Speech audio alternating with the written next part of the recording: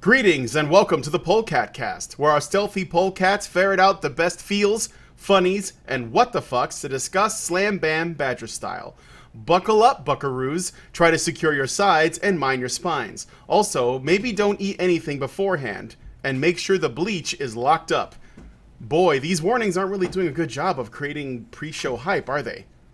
Today's Polecat panel consists of our Polecat punster and pussy punisher, Hannah, the big half of Big and Robot, Scott the self-aware Simeon, myself, your host, the Doge behind the controls, and we have a special guest, the Ogre. I'm just going to call him Ogre.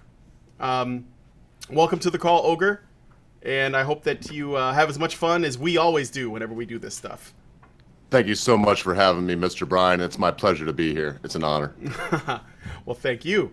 And before we get started, I'd like to thank you guys, the listeners, for tuning in, especially you guys at the CIA, because I know you're listening. So today, we'll be discussing the following topics. Turns out that even the edgiest websites can be controlled by puritanical control freaks. Who would have thought that FetLife would be a target? Psychologists have confirmed it. Virtue signaling is pointless and bad for you. The Game Developers Conference recently took place, and hey, it's not about games anymore. And finally, a Drake University student with special needs was raped by a woman, and he's the one in trouble. Finally, our bonus topic for the patron-only after show. This one's going to be special for those of you who are patrons. Since Allison and her husband have gone to DC to cover the Red Pill premiere in Washington, DC, they're going to be live streaming the content, basically their experience while they're there, and just to see what's going on. Maybe we'll get some protesters. Who knows? It's going to be live. So join us for the after show to check out what's going on in Washington, D.C. If you'd like to participate in our after shows, either as a live audience member or maybe you just want to watch them on your own time, please consider becoming a patron at www.patreon.com/honeybadgerradio. Thank you again for your time as we make the impossible possible with the shittiest budget ever.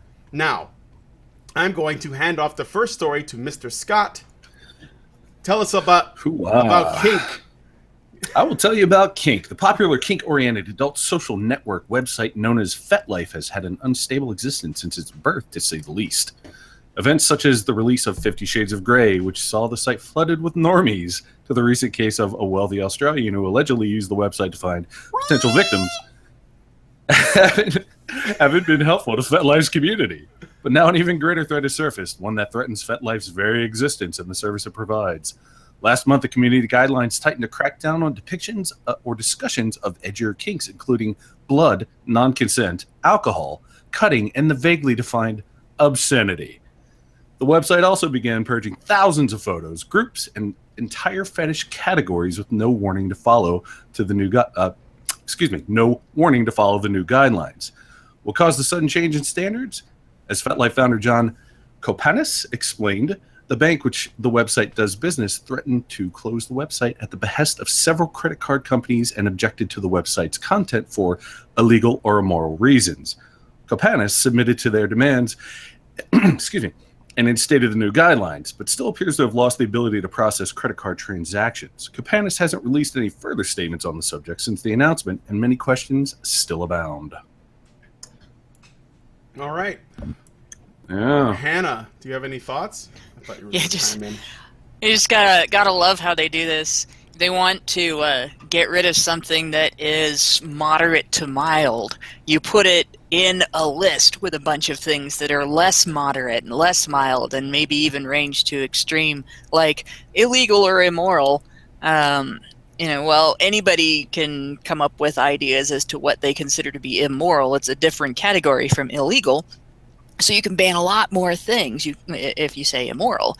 And, the same thing goes along with these edgier kinks where they have this vaguely defined obscenity as part of how you could say cuss words could be banned under that. Mm-hmm. And it's much, much different to ban something that has language somebody doesn't like or maybe is in opposition to or opposed by a political ideology.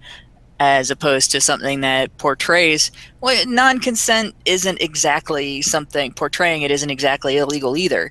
There are people who find it distasteful, but hell, just don't watch it. But yeah, it makes it a lot easier to get rid of something if you put it beside something that's much worse or much more objectionable to people. It makes it very, very easy to censor. I think the part about it that I find really interesting is that apparently there was an increase of users after the 50 Shades of Grey frenzy, like the 50 Shades of Grey thing caught on, and all of a sudden there were all these people that were suddenly into this sort of kinky fetish stuff as a result of the book, and they joined FetLife, and then it was shortly after that it suddenly became puritanical. Well, you know what? FetLife might be going the way of the dinosaur, but BME is always going to be around, and you're always going to be able to find the most disgusting things on the internet there. So thank God for BME. Well, I can imagine there's a lot of women out there that read the book and wanted to try the book version or some light version, or their own ideas on what this stuff is, and then they get into it and they discover there's actually an existing culture that was there before they walked in, and now they're mad. Kind of like all of the other areas that social justice types came into, not realizing that the culture that existed there before them, and got mad that it wasn't their way of doing things. Well, their idea of it is the Coors Light of fetish, basically. So they aren't really prepared when they see the full blown the whole people living this stuff. It's they don't know what the fuck's going on. I have to interject here if it's okay. Well, yeah, because I don't want to be rude, and like I said, I'm a bit of a bulldog. So I just want to say something and bring in maybe a new nuance to this conversation, because words do matter, and I'm not a social justice warrior, but words matter, and I hate the idea of newspeak. So I just want to let our viewers know what a fetish is, because I'm going to start with the second here, according to Merriam-Webster's dictionary. It says an inanimate object worshipped for its its supposed magical powers, or because it's considered to be inhabited by a spirit. And now the first definition is, of course, what we all know, a form of sexual desire in which gratification is linked to a normal degree of particular, an object, like item of clothing, part of the body. So let's remember something, folks. When they come in and they try to stop this fetish, the idea of people being able to express their desire for a fetish, they are trying to stop something that is ancient. It is our human form of magic. It's what is magic to us. I may not like the look of feet, but some men love feet, and it is the magic. And women also, a lot of women like my hands because I'm a big guy, and I have a girl I was just talking to today, and she was like, "Oh, please put your hands by your face and send me." I'm not even kidding. Send me a picture. She's probably watching right now, so I'm not going to say her name, girl. And send me a picture, because she was going to do her private thing and look at my hands. So I'm going to end it right here and say, don't take the magic away from people. If you do, you end up with the Bohemian Grove, if they have the money to go and do that kind of thing. Or you just have people that are so bottled up because they want to capture the magic, they end up doing crazy stuff. Yeah, I mean, that all sounds about right to me. I was thinking the same thing. I dated a girl once. What? Yeah, I know it's happened. No, that's not the end of my statement. I dated a girl once, and she actually introduced me to FetLife. I didn't even know it existed, and she was into some kinky shit. And when I was looking at the list of things that people were, the list of various fetishes that were in there, many of them were stuff that I didn't think existed, or some of which were extremely fringe. But as it turns out, there's still a good number of people that are into it. And some of the stuff, might make normies, as they put it in the article, think that there's something wrong with the people that are getting involved with it.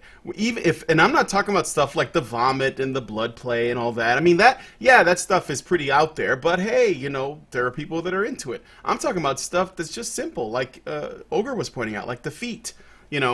And I didn't think that was weird because I know that there are people that are into that. But the idea that this is something that should be sort of policed or controlled, and I know that the credit card companies, they're responding to it because for them it's a financial issue that's they're being motivated by. But I think it's that typically adventures like credit card companies respond to what they think are changing trends.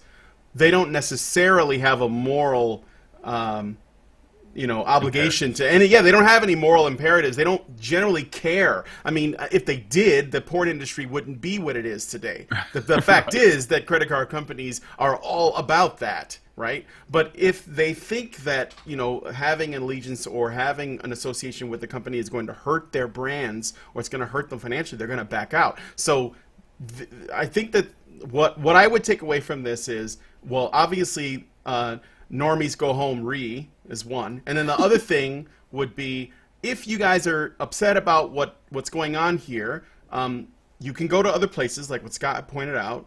And the other thing is that I wouldn't necessarily put blame on the credit card companies because they're simply responding to market forces, or at least what they think are market forces. Excellent point, sir. Excellent point. Yeah. But if we're looking at, if you want to respond to anything, you should probably respond to the puritanical attitudes that are affecting these areas. I mean, really, who thought FetLife should have been a certain way? Like I said, I saw some weird shit on there, and I was like, well, that's weird shit. But if those people want to go pursue that, then they should go for it. Because if you take it away from them, if you restrict access, it's not going to make them suddenly not into those things. It's not like they're going to be like, well, I can't access it, so I guess it doesn't turn me on anymore. No, they're going to try and find it in other ways, and some ways could be harmful. When you give someone just access to meet other people that have similar interests, then I think that's actually the best thing for it, despite the fact that, yes, FetLife has had its share of controversies. Like, I think in the little write-up, there was a guy who was, like, stalking people, or he was trying to use it to sort of, like, get close to victims or whatever. But see, there are people that used Craigslist for that. That's what I was going to say. People that have used regular dating sites for that. That's something that I wanted to point out here too, because it doesn't even say what was he using this site to find potential victims of? Because obviously they're not victims of his wealth. Well, and and here's something else too. Is like you said, Craigslist. Hell, people have used things as innocuous as this. There was this Disney game called Toontown.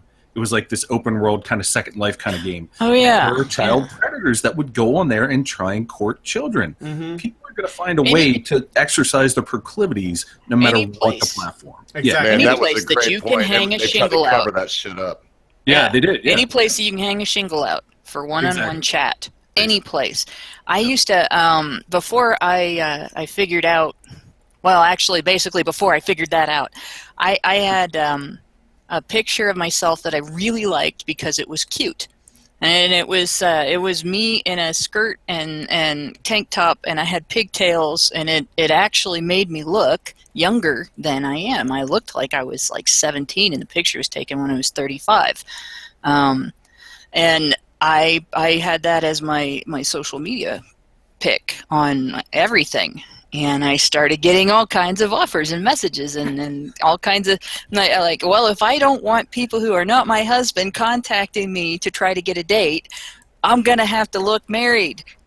And so it actually, when I changed my picture, it significantly reduced the number of people contacting me. Now I just get contacted by those, bots that are trying to get money out of you and stuff because I changed my image. But it's everywhere, and it's ridiculous to think that this is something that is just associated with this site. And it's not. It's not specifically a gendered thing. I mean, I got contacted by both sexes, more men than women, but both sexes. And I imagine that young men also get contacted by a lot of women. And this is not, it's not abnormal and for that to happen. And you're going to run into predators. Predators exist everywhere. This is something that, as a parent, you teach your kids these things about the internet. It's if you're going into an adult community, particularly one that is dedicated to dating and sex, you should already know that. And you should already have the sense to exercise caution. Go into a place like that, and it's like going into a bar and expecting that everybody in the bar that's complete strangers to you are all nice people. It's stupid to fall, not to have less sympathy for these victims, but it really is. It's stupid to fall victim to something like this. Ogre, you want to speak up? Just very quickly, I would like to say something to Miss Hannah. What you did, though, ma'am, I'm going to say, I've not seen the picture, but I'm sure you looked younger with the pigtails you described. I'm sure that you're a very beautiful woman. But I deal with Based Mama and Day is Dead. That's just a shameless plug, but these are two very beautiful ladies. And this, let me just condense it so I don't take all frickin' night. A real man would have seen you there and would have realized, if they would have just looked in your profile, they could have seen that you were married. And a real man would have looked in there and said, oh, this is a lovely lady that is kind enough to let me see her at her best. Now, if they go, and I'm not going to say what, but if they go and do something weird while they look at it, whatever, that's their business. But it's when, and I get a lot of hits from guys, girl, just like you said. I'm sell soap, and a lot of boys like me. I don't know why. I'm not gay, but I don't have anything against. Make a long story short, it's not your problem. It's your right to present yourself, because I hear the makeup is a lie thing all the time, and I'm about to shut up. But it's your right to present yourself to be as beautiful as you want. If somebody sees you as trying to be a young girl, then they're sick. If someone sees you as being an older lady, but would like to represent that, that goddess, like I'm a constant virgin, like the name's eluding me right now, but the lady with the picture of the bath, and, Mary, Isis, basically. Well, that's fine, because every man's desire is a virgin that somehow miraculously knows everything about a penis. So that is your right, girl, and people that don't like that, I'm glad you changed it for personal reasons, but it was your right to put it up. I'm done. Yeah, the difference between having a right and doing what's right are very significant, though. And the thing is, if I'm not seeking attention, then I shouldn't act like I'm seeking attention. And I figured out that putting that picture up, the more I friended people for games and stuff, because I played Facebook games and I played MySpace games and stuff back when I had time, I ended up with several hundred friends. And it's a different thing to show my friends and family, look, I can look really cute when I want to, and showing 800 people, look, I can look really cute when I want to. Hey, I have cleavage. Here it is. And it's unreasonable to do that and then expect to not get attention. And if I wasn't looking for attention, I took the picture down. So I took the picture down. But no, I have no problem with women who show off, and I have no problem with porn. I have no problem with women who want attention and put up beautiful pictures to get the attention. But I hate hearing women bitch that they get attention because they put up a picture that is an obvious attention-seeking picture. And that's kind of where I draw the line. If you advertise, okay, people are going to answer your ad. That's their prerogative, and there's nothing wrong with that. There's nothing wrong with the guy hitting somebody up to talk either. And as long as, both sides recognize that it's up to each individual to set and communicate their boundaries, and each individual is expected to respect those once they've been set and communicated. And so my answer to the whole attention thing is, I think to a degree, putting up a picture that is intended to be seen as beautiful and young and sort of fun-loving and everything is telling people that your boundaries are at, hey, I'm seeking attention. It's an invitation. Yeah, basically. And putting up a picture that is more, hey, this is what I look like now. I'm, now I'm over 40, but back then I was over 30, married woman with kids, is setting up a boundary that, hey, I'm not seeking this particular type of attention. And it's important to communicate those things. And if you don't, it's important to recognize that you're not entitled to bitch about it when you get the attention. Mm-hmm. Well said, ma'am. That was actually a really good response to what I said. I'm going to be quiet again. All right. Well, let's move on to the next story. So we got 3 more to get through, and I think we're on good time. So I will go ahead and talk about the GD. No, this is about psychology. This should be good.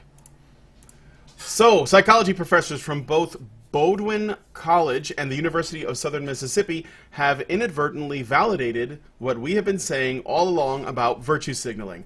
Professors Zachary Rothschild and Lucas A. Kiefer published their recent findings in the latest edition of Motivation and Emotion. Here's a quote. Feelings of guilt are a direct threat to one's sense that they are a moral person. And accordingly, research on guilt finds that this emotion elicits strategies aimed at alleviating guilt that do not always involve undoing one's actions. Furthermore, research shows that individuals respond to reminders of their group's moral culpability with feelings of outrage at third-party harm-doing. These findings suggest that feelings of moral outrage, long thought to be grounded solely in concerns with maintaining justice, may sometimes reflect efforts to maintain a moral identity. End quote. For each study, a group of respondents were presented fabricated stories about labor exploitation or climate change. In some of the articles, the blame was placed on Americans. In others, it was placed on the Chinese, China.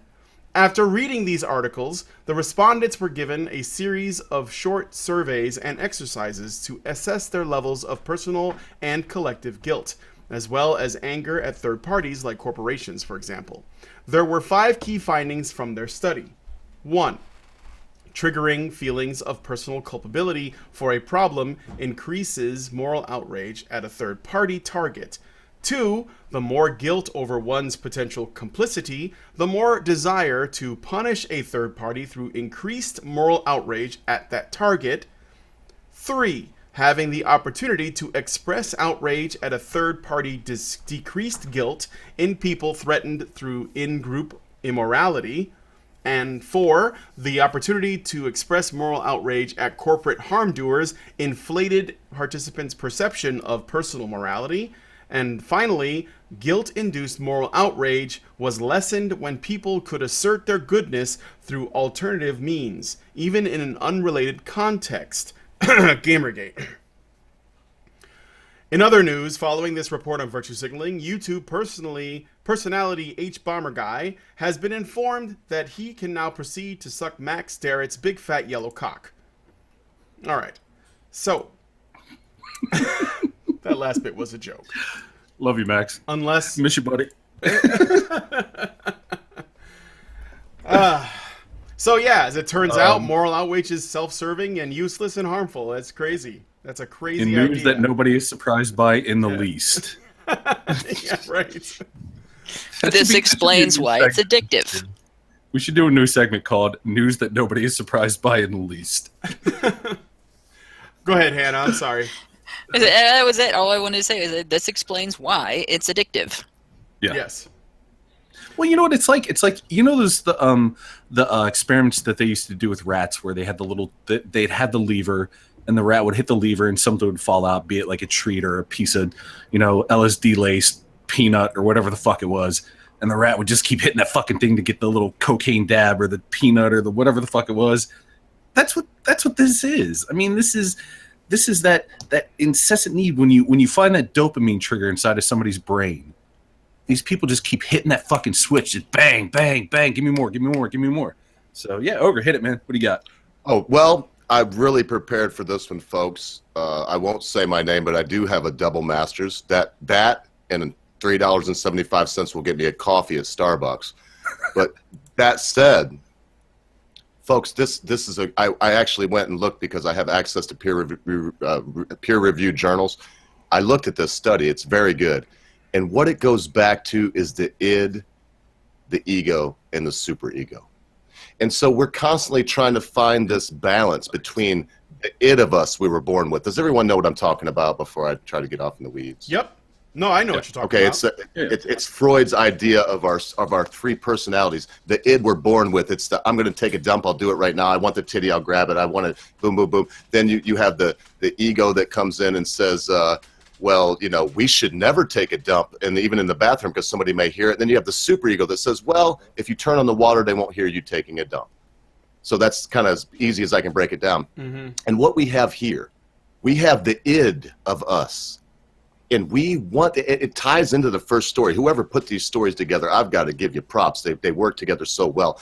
It ties into the first one so good because if you are forced by societal pressures to quell a desire that springs forth from your id, it is futile. And what you will end up doing is this.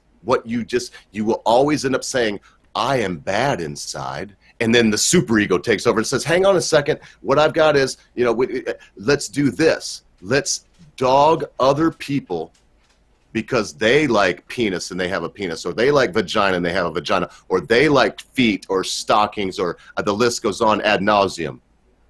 So this is the problem with society, folks. This, in a nutshell, this article is the reason the Muslims are killing the Jews are killing them. But this is it. This is all of it. It's because the Muslims want to have sex with a man, if they're men, a lot of the times. And because of that, they got to chop somebody's head off for it. And I don't want to go too deep because I could talk about this for an hour. But this is so important that we have to realize the id, the ego, and the superego is real. And if we don't allow our id to find common ground between our ego and our superego, if we don't find that, we will be doomed to be the hall monitor that, where's your hall pass? Where's your hall pass? And you ain't doing nothing. You just went to take a pee. You don't have a hall pass because the teacher just said you could go. And, I don't have one. Next thing you know, in the principal's office. Does everybody dig that? And now I will be quiet. But this is so important to me because you cannot make someone suppress who at base they are. If you force them to do that, you are asking for serial murderers. So you're asking for the Green River Killer, folks. That's what you're asking for. Yeah. Nobody else has anything to add? Yeah, I know that was really deep. I'm going to hit my bitch button so I can listen for a minute. No, you're good. You're good. Nailed it. This is a good thing to point out. Hannah, I hear the inhale. Yeah, I think that nailed it pretty well. And I think it's what takes us over the line in between being able to object to something because we have figured out that it does some kind of harm. Like, no, it's not all right to just go around shooting people willy-nilly. You can't do that. You kill people doing that. And if anybody can do that and everybody can do that, then nobody is safe. Or, things like that. And then in between that and, well, these people are doing this thing in their bedroom alone that the rest of us can't see, but now we know about it and we disapprove of it and therefore it's evil. Well, no, if they're not doing anybody else any harm, fuck off. And that's kind of, we have this problem of blurring the line between those two things so badly that it becomes very easy for people to cross it and feel like they're not crossing it, but everybody else that criticizes them for things in their lives that they think should be okay, those people are all crossing the line. But they're not crossing the line when they say it's bad when somebody does something, that they disapprove of, even if they can't really articulate how that person harms them without making shit up. But Hannah, that is the Very privilege good of being point, on the very moral astute. high ground. You're allowed to make those kind of judgments when you stand firmly on the moral high ground. Only if you're on the right side of history. Yeah, thank you. That was my next line. Well, because the left side of history is all wrong.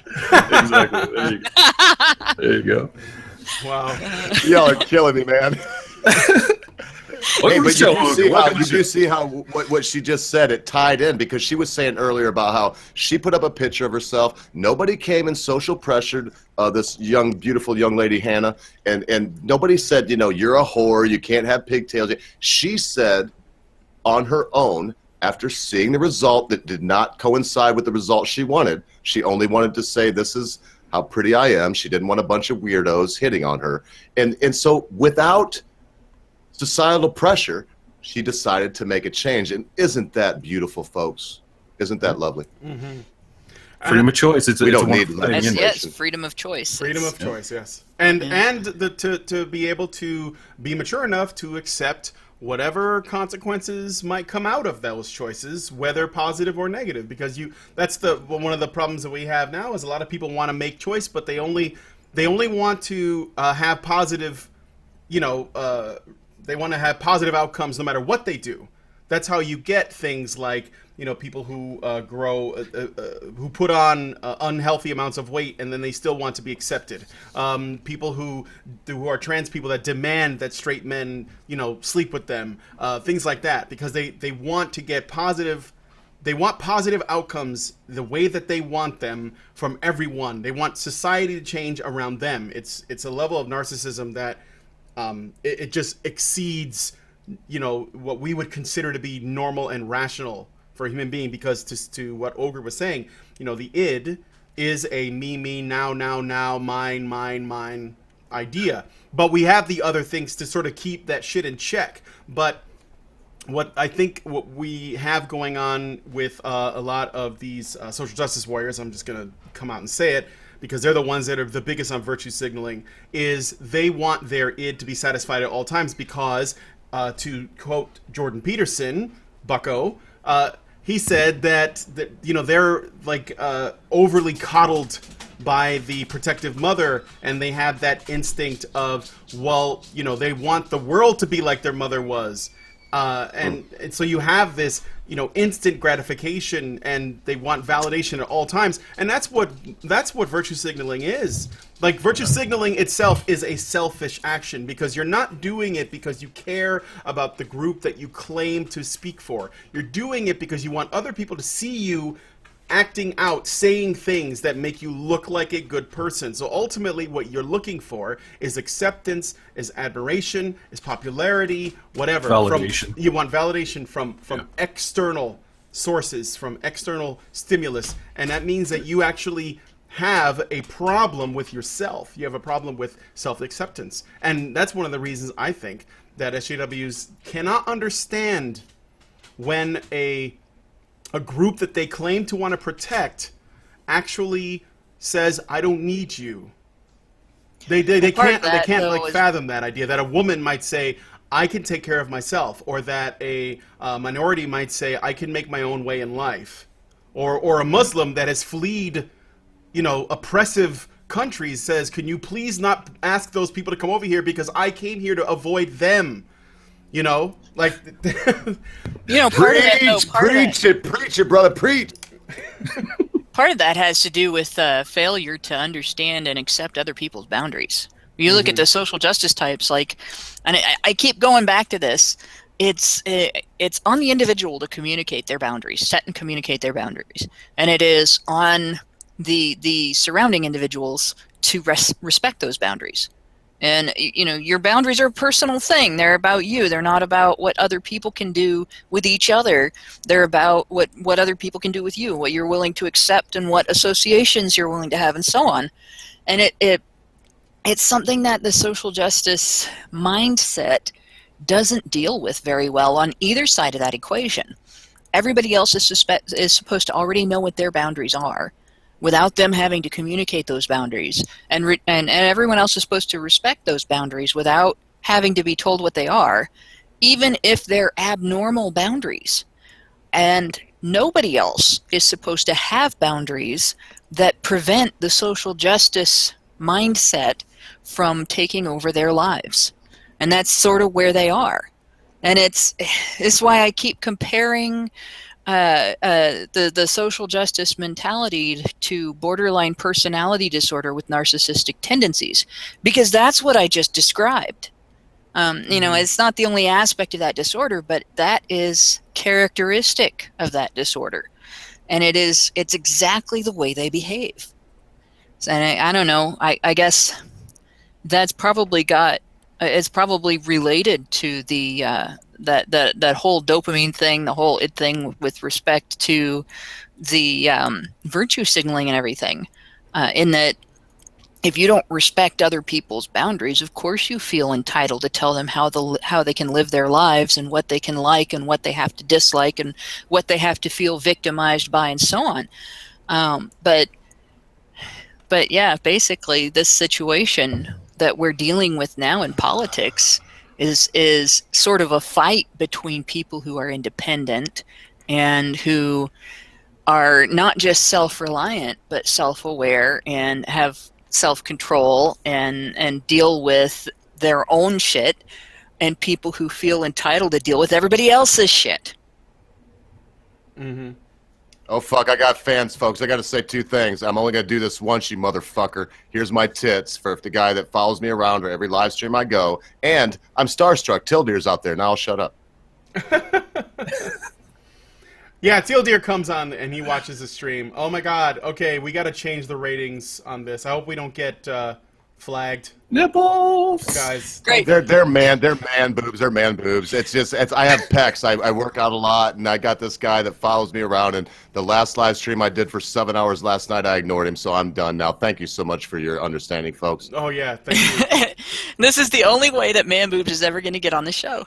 That hype train, that honey badger hype train with the man. And that's it. If you weren't watching, don't ask again, because these people were kind enough to have me on, and they already think I'm fucking crazy. I hope you're happy. Well, that just means you fit in. Yeah, right. We're all a little mad here. Scott! Yeah, man. Let's move on to the next story. I love this one. Ooh. GDC. I have some hot opinions about I know this. you do. Who, me? Yeah. No. The annual Game Developers Conference took place last week, ladies and gentlemen. For those of you who don't know what the GDC is all about, its basic description also comes from its title. It's a literal Game Developers Conference, where thousands of people within the games industry gather for lectures, panels, and tutorials on how to advance game development. These panels range from talking about how to make better hardware, better AI, better sound, basically everything you can think of that goes into making and selling a game. However, because this conference takes place in San Francisco, you'd be remiss if you didn't expect to see old-fashioned sock justice inserted in there just somewhere. Unlike years past, where social justice-related topics were relegated to GDC's advocacy track, because I can't talk, it has now become part of the education panels as well. Our biggest example of this came out of a panel titled "Teaching Students to Make Games Under Fascism." That's right, teaching students to make games under fascism, because apparently that's a thing. It was presented by so fucking dumb. It was presented by a woman named Bonnie Ruberg, who has presented these types of panels at past GDCs. In GDC 2015, she presented creating safe spaces at game events. And at GDC 2016, she presented building safer spaces in game education. You get the point.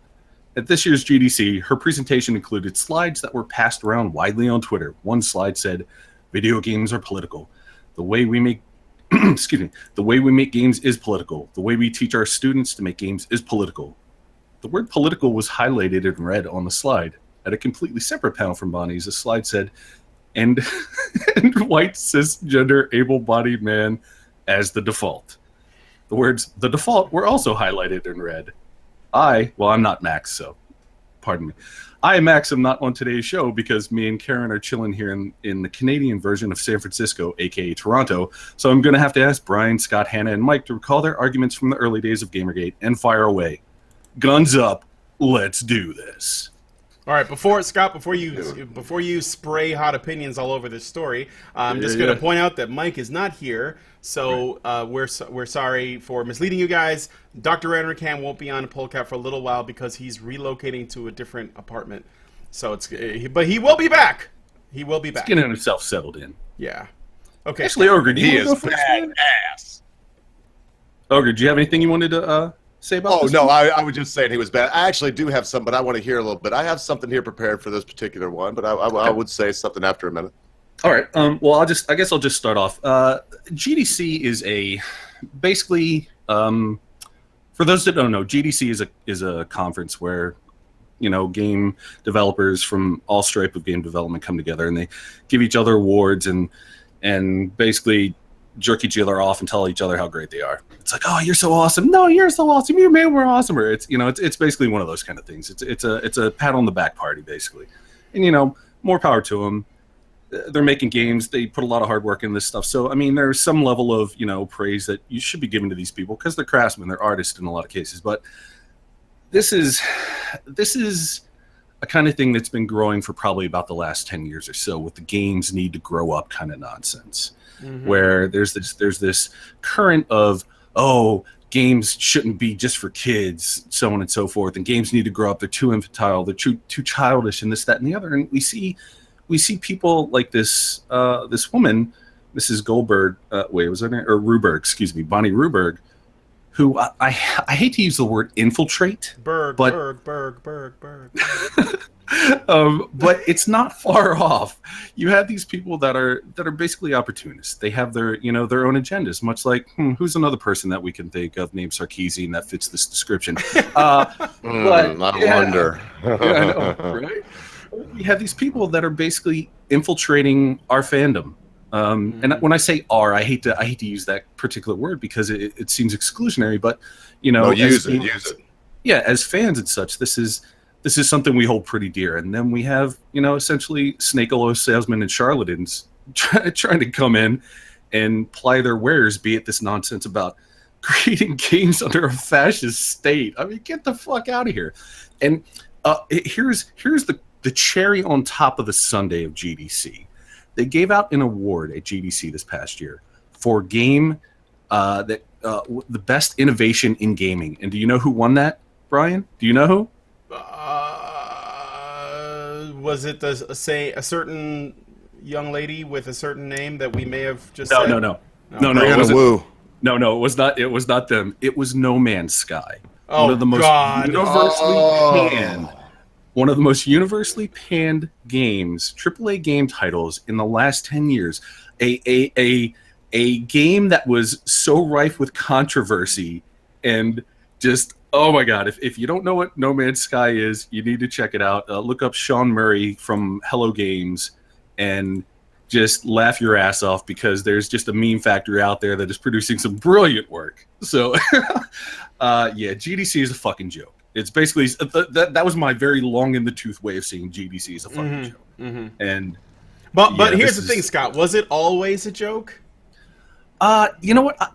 Here's the thing, man. The road to hell is paved with good intentions. I think at some point GDC was actually something that there was heart to it. There was something there. Because let me ask you this: what?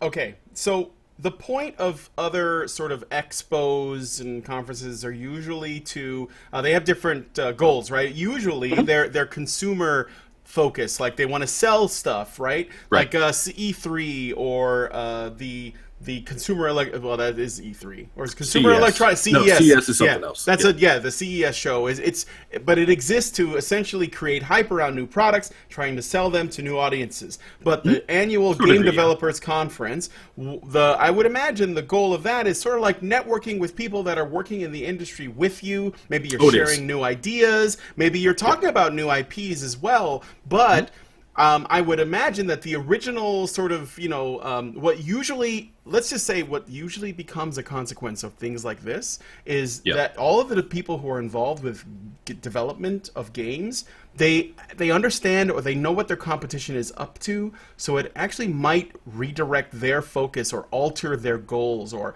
something along those lines, right? So it ends up becoming more competitive as a result. And that's good for consumers because you end up with better products. In theory, right? Not everybody manages that. Yeah, in theory, yeah. But in theory, that's what you get. And I think that's probably what it was like I don't know what this is just one of the panels at the GDC, so I'm not going to say that this is indicative of the whole thing, but it's not the totality of the event, for sure. But there's a lot more going on there. Yes, however, but the fact that these things exist, exactly, I hate to use the word, it's problematic. It's because you have these people, like I said, that are charlatans. They're snake oil salesmen that are coming into these arenas and trying to influence how games are made and I love that analogy, snake oil salesman. Could not be more astute, sir. They really are. I mean, they're trying to put basically, they're trying to put pressure on these systems, if you will, in the game developing world, and trying to court favor like Anita Sarkeesian did. She got to the point where she was a fucking advisor for not E3 for EA on the development of Mirror's Edge because they wanted to seem like so progressive and this, that, and the other. So, I don't want to say that we should silence these people's voices. We most certainly shouldn't, but we should be very, very critical of this. Oh, absolutely. And challenge it. Man. Challenge it where the bullshit is at. Well, what I was going to say is, one might ask, why does this matter? I know that this is like not a new thing to bring up because Gamergate, I watched a Rubin report, and it was recent, and Colin Moriarty was on, right? And he did talk briefly about Gamergate, and basically in his mind he didn't want to pay attention to any of it, and he thought it was all mean-spirited and pointless stuff. And it's fine because he didn't look into it. I would imagine that would be his takeaway. But I've asked myself many times, because a lot of people still say, well, why does this matter? And I think it's very important because, as it is said before, and I said this when I had my talk with Rags, when we had our Doge on Doge action a couple weeks ago, right. It is said that politics is downstream from culture. If the culture is being manipulated and people are trying to control it, and they're trying to inject their shit into it, their politics, into places where no one wants it, then inevitably it will affect the culture, and people generally should be made aware that this stuff is going on so that they can choose, that this is important, so they can choose whether or not they want to be free from it. I'm not saying that people should be silenced, obviously. I'm saying that there should be a counter narrative, because right now the people with the biggest megaphones are making these kinds of statements. And the fact is, this is not a left or right issue. This is about people who want to be left alone and people who won't leave anybody alone. If you had the same panel and it was basically entitled, "How do we put Jesus in every video game ever?" then there would be just as much outrage as well as there should be, right? Yeah. Because I don't want to play Metal Gear Solid as Jesus. I'll play some. Oh, hold on, that might be kind of fun. That would be interesting. Would that be playing the game in God mode? Man, I'm a stone cold Christian, and that was fucking hilarious. That's good, but that's okay. Hannah, go ahead. I'm not finished, but go ahead. There's an easy solution to this, but it's not. It's easy, but it's not easy, and that is, we need to get to a point where we do not allow people to come in and say, "I am uncomfortable with your culture." Mm-hmm. Yeah. Well, as a means to change the culture.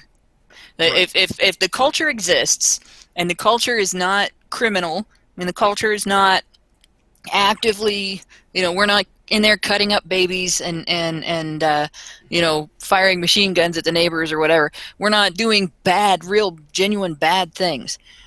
Having somebody come in and say, "You think differently for me, therefore you're a fascist," should not have the effect of, "Oh my gosh, we're bad people, we have to change this." Yeah. That is what needs to change. Mm-hmm. They can talk all they want. Bravo.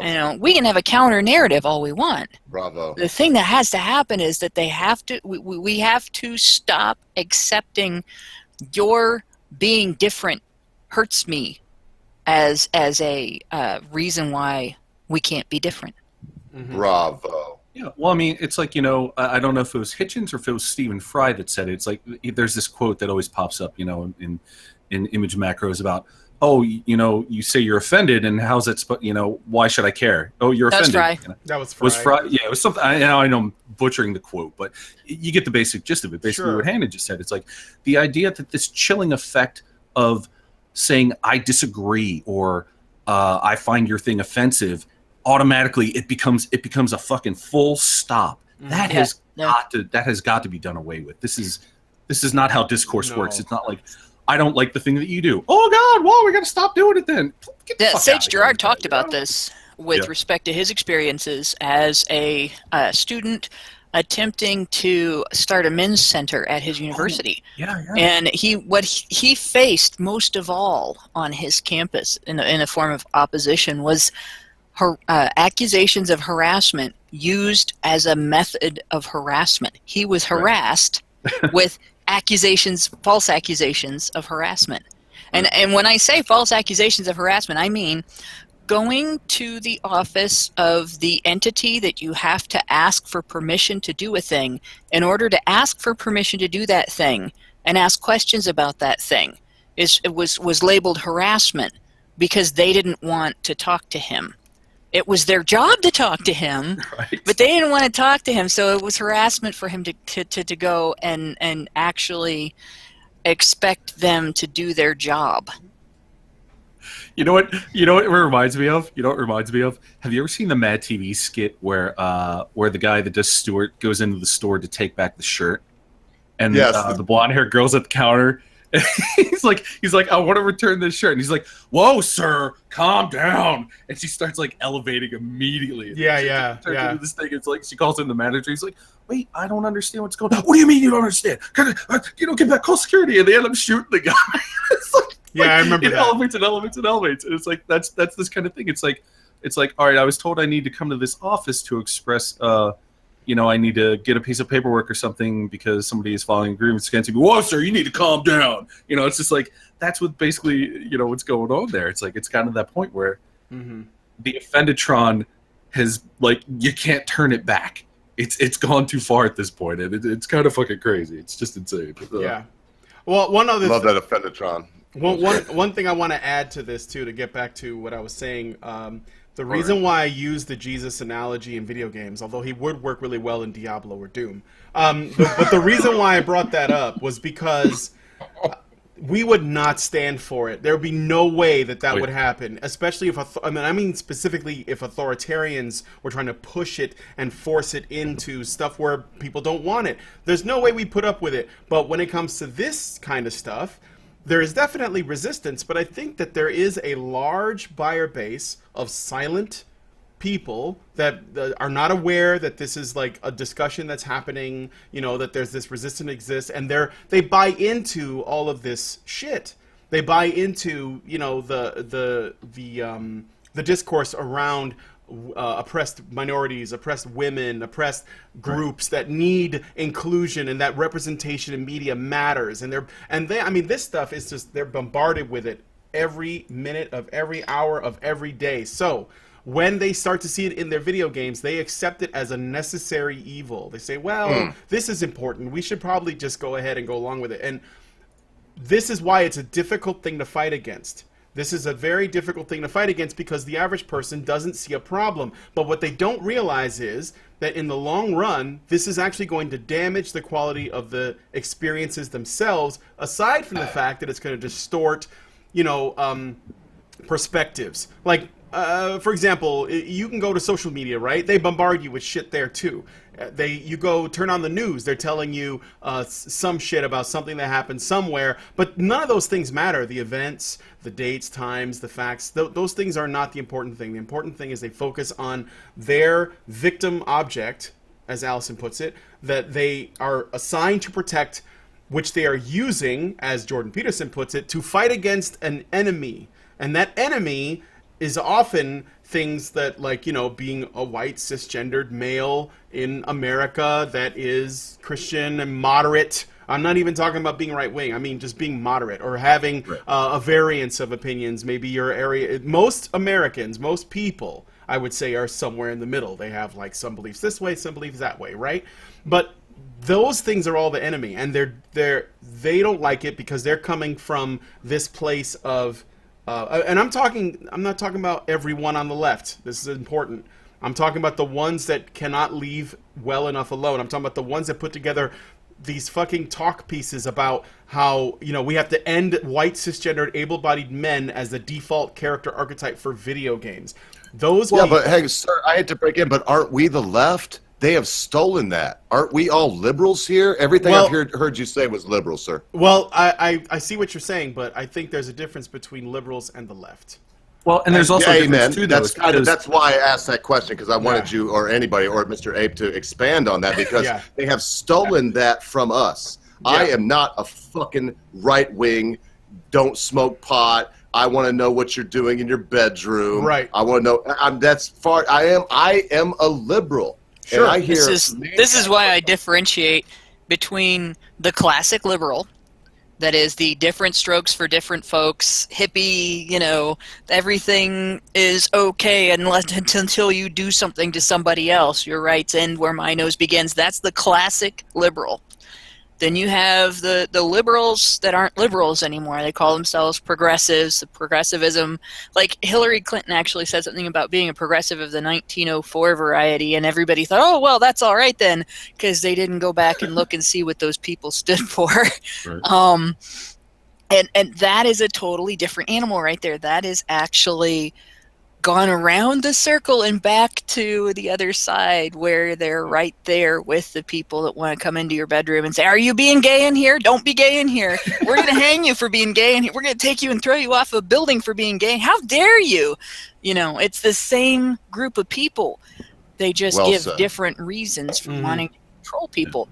And you have the set that's more interested in controlling your social life, and you have the set that's more interested in controlling your money, but they're still about control. Yeah. And that's that whole authoritarian set. So I have a feeling we're going to get moved on. Before we do, I want to read this quote when she's done, if you boys will let me. It is the Stephen Fry quote. It'll just take like 3 seconds. Yeah, when we talk about left and right and everything, a lot of times we don't consider the difference between the libertarian left and right versus the authoritarian left and right. Mm-hmm. And the authoritarian left and right are the same guys. They're all the same people. Yeah. The libertarian left and right have some slight differences between them, but for the most part, they're also the same guys, and they're also dealing with the same type of issues as each other. And so what we really are dealing with in terms of politics today is, again, a war between the libertarian independent set and the authoritarian nose-in-your-business set. Mm-hmm. And let's make an important distinction, too. One thing you really have to focus on is that we're talking about people who have fetishized ideology in a lot of cases. We're talking about people who are taking their ideologies and they're taking it to the extreme. They create these sacred cows. They create these objects that are beyond reproach because of their ideology, and they make it that way. It's like this weird fucking bubble that you can't touch and you can't look at, because if you look at it the wrong way, then you're doing it wrong. It's a fetish. It is. It's fetish dolls, basically. Yeah. It's like, you know, it's like, so we're talking about an extreme case here, be it left or right. It happens on both sides, obviously. Mm-hmm. So this is not normal behavior, though, is what I was getting at. No, absolutely right. And I also want to add too, with this specific panel that these people are making, you have what I think is an intrusion of social sciences into an area where the people who usually develop games tend to be on the creative side. That doesn't mean they're not political, but I think that by and large, people who are involved, like basically the average person, is not that political, and they're also not really embroiled in things like the social sciences. So you're a game developer, and your main interest is you want to create a product you enjoy, or you're passionate about creating things. And maybe you see it as art, maybe you don't, because not everyone does, right? But you just want to make fun games because that's what you grew up on and you thought this is cool. And then someone comes in and they claim to be an expert on something that you aren't, which is things like gender studies or race relations or whatever. Basically all of these sort of soft social sciences. And they say, I'm going to help you rid yourself of original sin. because I know what you need to do when you make your games. Then that's why because that's why this is here. And then they point out stuff like, well, have you noticed that? Fucked up, though, man. That's so fucked up. And this is the thing that I also wanted to add on. I think that most people are socially liberal. Most people, if not on some level. I mean, almost everyone. There's probably a few exceptions, but maybe not. Sir, when it comes to them, they're all socially liberal. When it comes to them. Yes, when it comes to them. Yeah. But I think that most people in general are socially liberal. Even I'm talking about even their enemies, but maybe not at the same pace. Generally, as we have become, as our society has, now that we've sort of almost peaked at our affluence, we are. Our social liberalism, these groups that people want, that the social justice warriors fight on behalf of, in general, most people are okay with them. In general, right? If they have problems, it's like things like, oh, well, maybe I don't want, trans people in bathrooms with my kids. And that might be a fair argument. That doesn't mean I have a problem with them existing and that I think they should be thrown off buildings or beheaded, but maybe I don't want that. Or someone might say, I think that I don't necessarily think that women are as strong as men, or that gender is a social construct, or there might be people who believe other things, but in general, they're accepting of stuff. Like they are relatively open.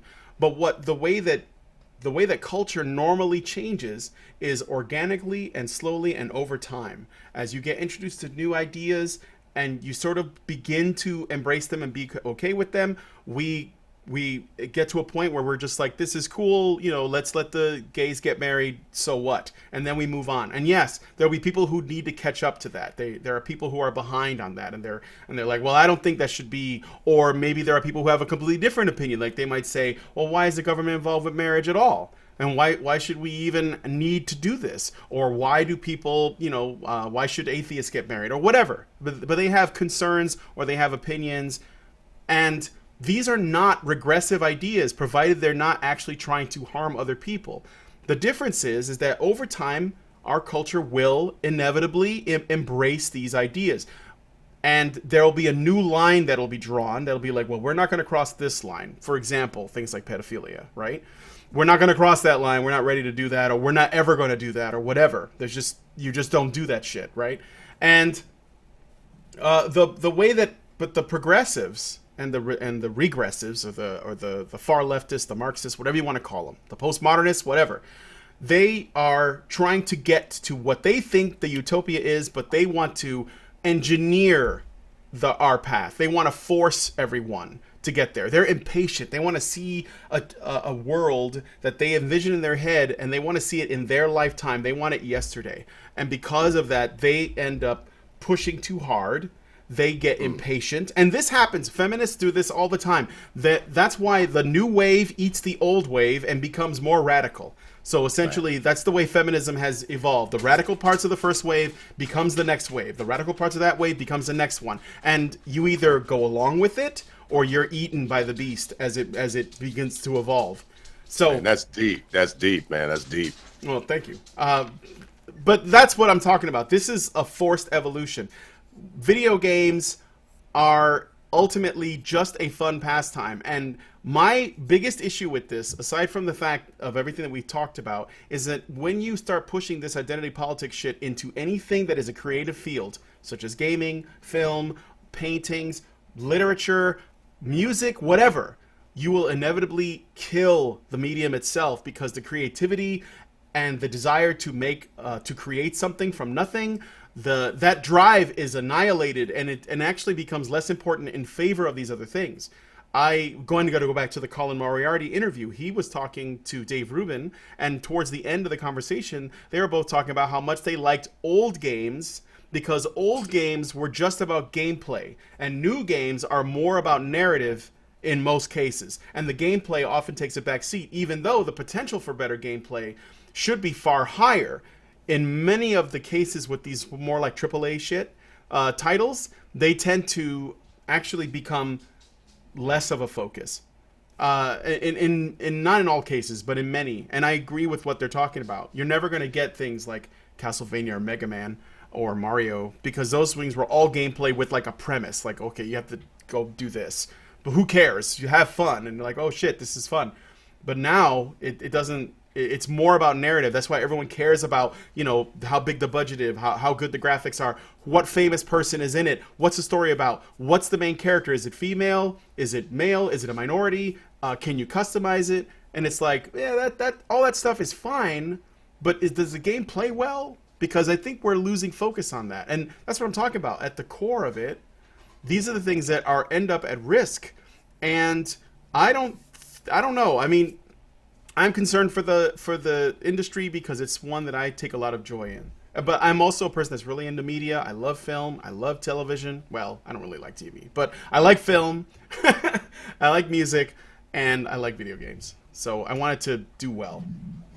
Yeah, I used to like television before the social justice crowd got a hold of it. Yeah, I don't like it anymore. That you can actually look at TV as an example of what I'm talking about. I mean, yeah, it's still around, but I don't think anyone watches it that much. Most people watch YouTube, like I do. Well, that's something. When I'm at work, and I will be working, by the way, both of the shifts that overlap the quote unquote day without women. And probably wearing green just to spite the whole wear red for because green's the opposite color. Yeah, it's the complement. Right. And also, of course, green represents earning your own living, right?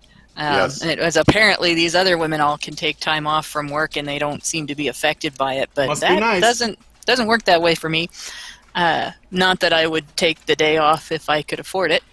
But in any case, no, when I go in there, and I usually have the television on for sound while I'm doing my thing at work, and I don't usually have it on regular television channels. I usually look for the old people television channels that play stuff like if I go in early enough, on a weekend day, I can actually see the old Wonder Woman show, and I can watch the Carol Burnett show gets played, and so you mean Wonder Woman with Linda Carter? Yes, that Wonder Woman. And Star Trek. They're playing Star Trek. They're playing In the Heat of the Night on another channel, and Cagney and Lacey, which was, it was an interesting show because it sort of gave a different perspective. It was a take on the buddy cop thing that already existed, and it took its elements from the buddy cop shows that were male buddy cops, but you can see a significant difference between the way women's issues were looked at the time versus the way they're looked at today. And I think if those two characters could come out of the television set and be real, they would kick the asses of every feminist in the millennial generation. Yeah, and why they were talking that mess too. Right. And they would be like, "What the hell are you guys doing?" What the fuck's wrong with you? That was good television. Hogan's Heroes was good television. It was funny. The thing about Cagney and Lacey is that they didn't rely on a victim narrative. These were women that were they were doing their jobs. They weren't taking any shit, and they were getting it done. And they weren't. I love that show, and I was only like 12 years old. One of the two cops in that show that were the two main characters, one of them developed alcoholism. Right. And she didn't have to have an intervention where a bunch of people came and yelled at her for being an alcoholic. She didn't have to have a situation where somebody else took the reins. She decided to do something about it. She admitted she had a problem. She started thinking about it in terms of how it was affecting her life and what was going on, and she actually did the steps that you have to do to deal with your alcoholism, and she quit drinking. Yeah. And that was it wasn't a matter of a victim there. It was, I have this problem in my life that I have created by doing this thing too much, and I was susceptible to it because my family was susceptible to it, and now I have to do something about it, and here is what I'm going to do. There was never a, gosh, poor me, I'm a woman, and now I'm stuck with this problem, and what this affects women more, and blah, blah, blah, like you get today. And that's a big difference between the way issues were portrayed on television back in the day and the way they are portrayed today. Well, now Yeah. they wanna assuage responsibility and any culpability for anything they do and put the blame on cishet white males when the Yeah. patriarchy and burr. It's just like they can't fucking take any kind of responsibility. That's why that show was so crazy. Like, Yeah. you show that to a modern feminist, like a feminist like girl in her 20s right now, and she'd be like, "What is this?" Yep. Yep. Public Exactly. Yeah, Very, very much so. They would And I'm not be going to able bust a lot handle of that. balls, but the problem that I have with they is I'm speaking to Hannah right here, and I guess she's a girl. She don't sound like a lot of the fucking faggot ass girls that are coming out nowadays, and I say that in the old sense of pussies, you know. She sounds like actual like a chick that's like, you know, I'll do what I want to do, but I don't need you to make me go to metal shop. If I want to fucking take metal shop, I'll motherfucking take metal shop. If I want to go, you know what I mean? Because I took home ec. I took home ec on my own in 10th grade, and I was a football player. I knew I wanted to be in psychology, but I told myself I play 7 instruments. I know philosophy and art and music and I mean you name it. Because what kind of men or women are we if we only know how to fight, or if we only know how to philosophize and musify and whatever else? We have to have this mixture. And girl, what you just said, I'm sorry that I broke in like that, but that was so beautiful. And Scott, I think that I just trampled on you. Go ahead, sir. No, you good, man. You good. I'm so sorry. But before we end this, let me give this Stephen Fry quote. That's what I've been waiting for. Go for it. Okay, well, here it is. The quote that was mentioned, and I can't remember if it was by Scott or Brian earlier, but Scott. it is. Okay, Brian, I thought so. And Brian, you're kind of a fucking mad genius. I say this live. I'm not trying to kiss your ass. You're just, you're a very deep thinker, and I appreciate that in you because you sound very young. I think you said you graduated in 99, if I remember right. But anyway, I go on a lot of live streams. I might have you confused with someone else. Let me just read this quote, and I'll shut up. It's very common to hear people say, I'm rather offended by that, as if it gives them certain rights. It's no more than a whine. It has no meaning. It has no purpose. It has no reason to be respected as a phrase. I'm offended by that? Well, so fucking what? Stephen Fry. Thank you. There you go. That's the one. That is the one. I think that is the perfect quote too, because a lot of people don't seem to understand that that's a fact. Yeah. Your feels don't define reality. And don't matter to most people, by the way. They shouldn't. You know, it's what's really bad is it's gotten to the point now where the belief that your feels define reality has become so accepted that it is part of the human resources training that you get at work, even at the lowest level of management. I was a shift leader at a gas station that was a corporate-run gas station. A shift leader is the lowest you can be in management without just being a cashier. So you're glorified cheerleader. You're expected to exercise authority over people without actually having any. You know, you're at that level. And they still give you human resources training. And in that human resources training, they give you lessons from postmodernist thinking. Hi, Ad. That they actually come out and say, perception is reality. You know, sitting there in the classroom, listening to the human resources lady tell us this, and I'm going, no, it's not. Perception is not reality. If I'm standing on a street corner and I want to cross a street and there is a semi coming and I decide that I don't have time to wait, so I'm going to decide to not perceive that semi, and I walk out into the street, it's still going to hit me and I'm still going to die. Perception is not reality, but they are teaching everybody from the bottom up in management, in every corporation, that bullshit.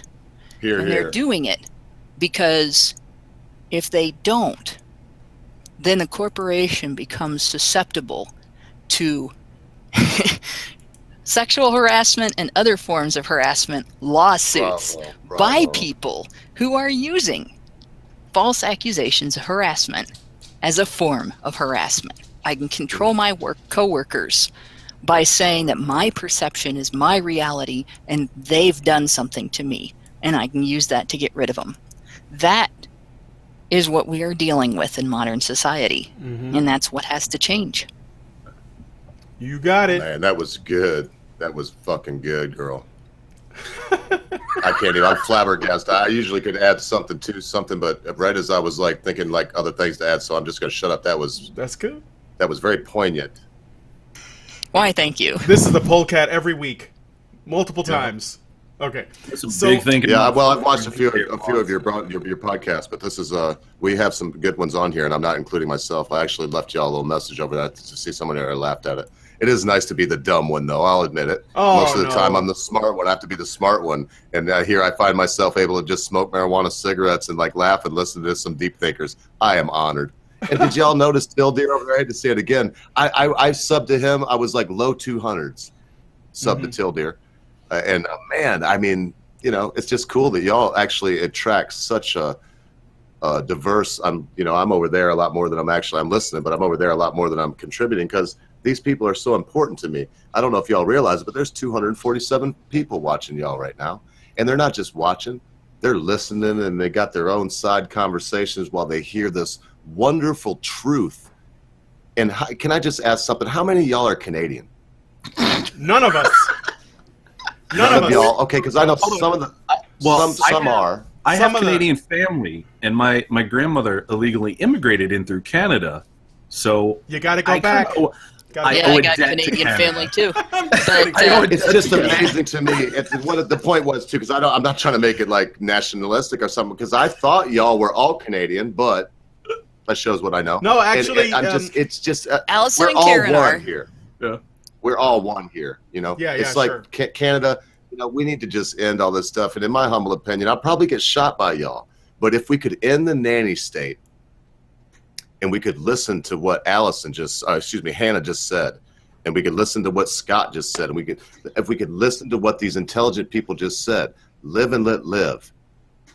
In other words, if you can't make it, knock on my door. If you were a grasshopper all summer long while I was weeding my garden, feeding my chickens, and killing myself, because I don't eat nothing unless I raised it, and that's excluding flour, olive oil, and I don't know, my old lady would have to give me the list, but there's only about 5 things on that list. Everything else that has went in my mouth in the last 5 years, I have made with the force of my will, the power of my hand, and the knowledge of my mind. And I will not put Monsanto's nonsense into this machine, folks. Because if I neglect the machine on the outside, the machine on the inside will die. If I neglect the machine on the inside, the machine on the outside will atrophy. It will rebel, and it will destroy me ultimately. And, you know, there's a lot of reasons I say that. The main one is, you know, people see me smoking this thinking weed, and they see me on your podcast, but I'm so humbled. I mean, y'all are like, I'm not going to kiss a bunch of ass, but I'm just saying y'all are like rock stars to me. I have watched a bunch of your shit. I'm trying not to go back. I hear y'all talking, and I can tie it into other things I said, but if I say a lot of that, the people in the chat will be like, oh, he's a fanboy, you know, and I don't know why y'all chose me to be on here. I'm just very humbled by it, and we all know that it was random. Somebody called me today, and I said, yeah, I'll be there. That said, listen, if we could have this world, the problem is we have to have, don't hang me. We have to have a Donald Trump or a Nigel fucking Farage. I love these guys. I'd love to have a pint with them. Don't get me wrong. I'd love to fucking get shitty drunk with Farage while Donald Trump had a stick sideways up his ass because he never had a drink. Whatever. And I'd like to just talk to these men. But the idea that they are now running our country because, as someone else has said, I think it's actually 2 or 3 or all of us has said, classical liberals are gone. And the idea is you're either a lefty or a righty. And if you don't know who Garrison is, Ben Garrison, go look at his satirical art. Oh, yeah. And you know, and I'm about to shut up. I'm just going to say I am humbled. And if we could have a Congress of minds, if we could have a meeting of the logical senses, one to another, it wouldn't matter if y'all were Canadians and I was an American. We could cut all borders out. You could move and migrate wherever you wanted to, but I wouldn't be worried at that point about you asking me to give you some of the money that I have made. My wife is working a 12-hour shift right now that I put her through college to pay, and I ain't going to say what it was. I spent my money on college for nothing. I knew that my degrees would get me nothing because of my past. Because of my past, I can only apply one, and that's divinity. And divinity, if you think there's money in being a preacher, you have to lower your morals much lower than anything we've talked about today to make money and be a preacher. There's no money So in being an honest preacher. Let's put it that way. No, and you know what? I actually, Hannah, I'm done now, because I am humbled though, folks, because why is it?